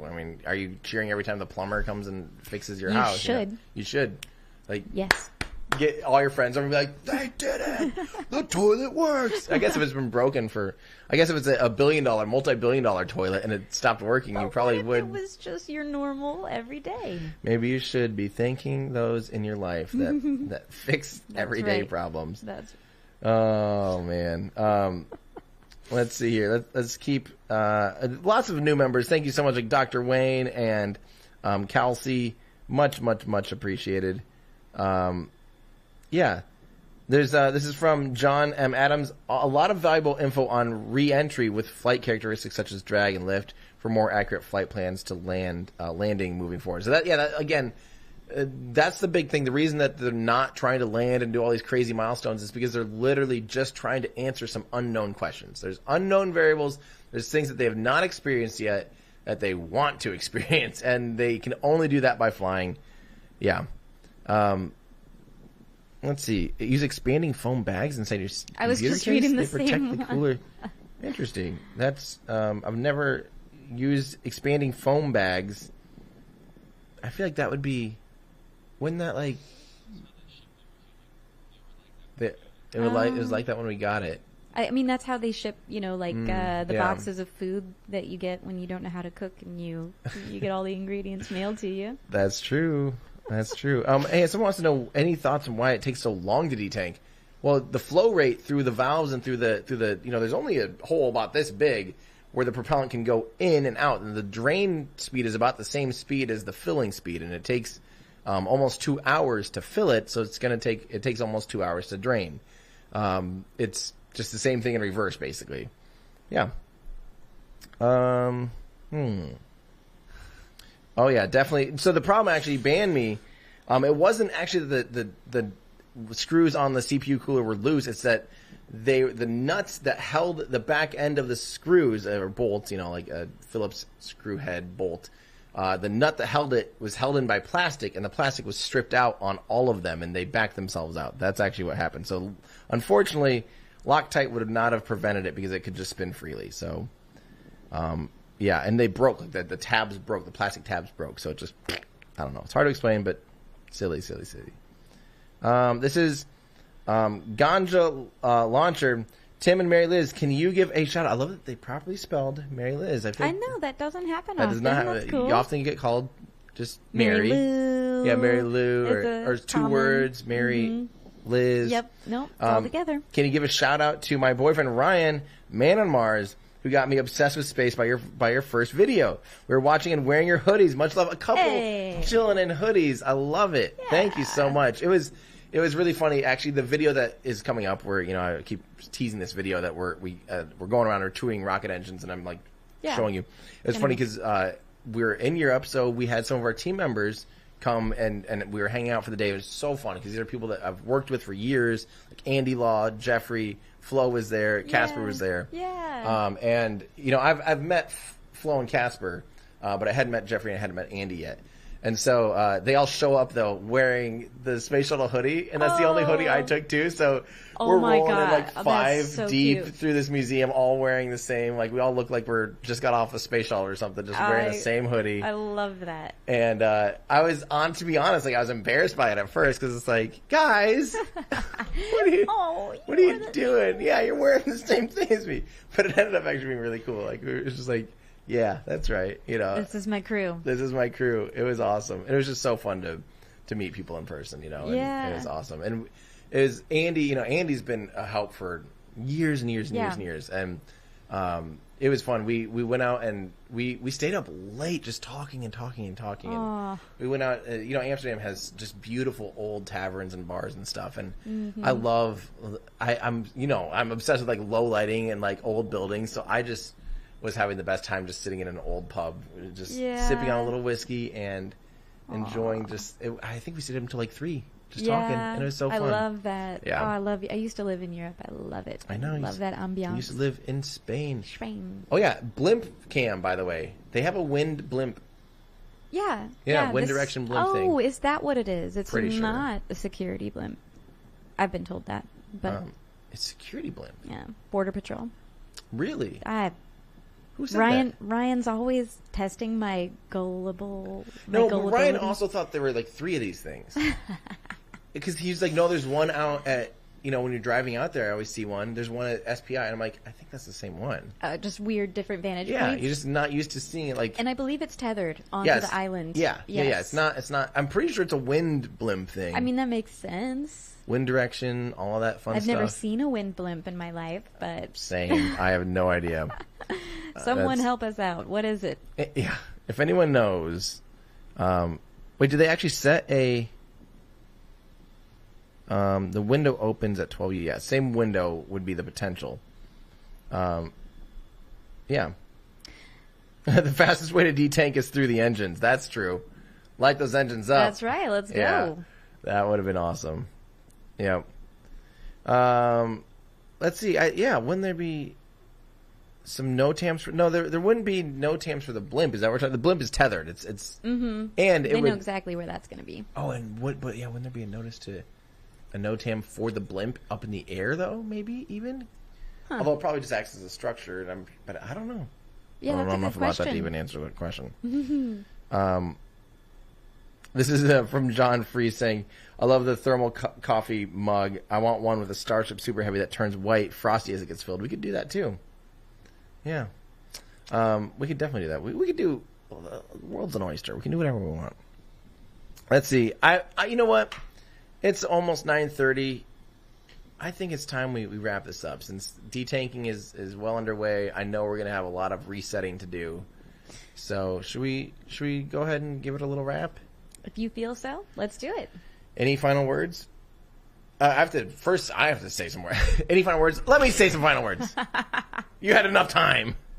I gave you 1 second. Go on. Before we say any last words, I need to say thank you for watching and hanging out with us. Clearly. Yeah, it really, really, really means a lot. And I'm sorry that we didn't get anywhere near answering all of the super chats and there stuff. There were so many good questions. We're way behind. I always want to try to be fast. By the way, there is a super chat for 4242. I know. I highlighted that. I was very excited about that. Okay.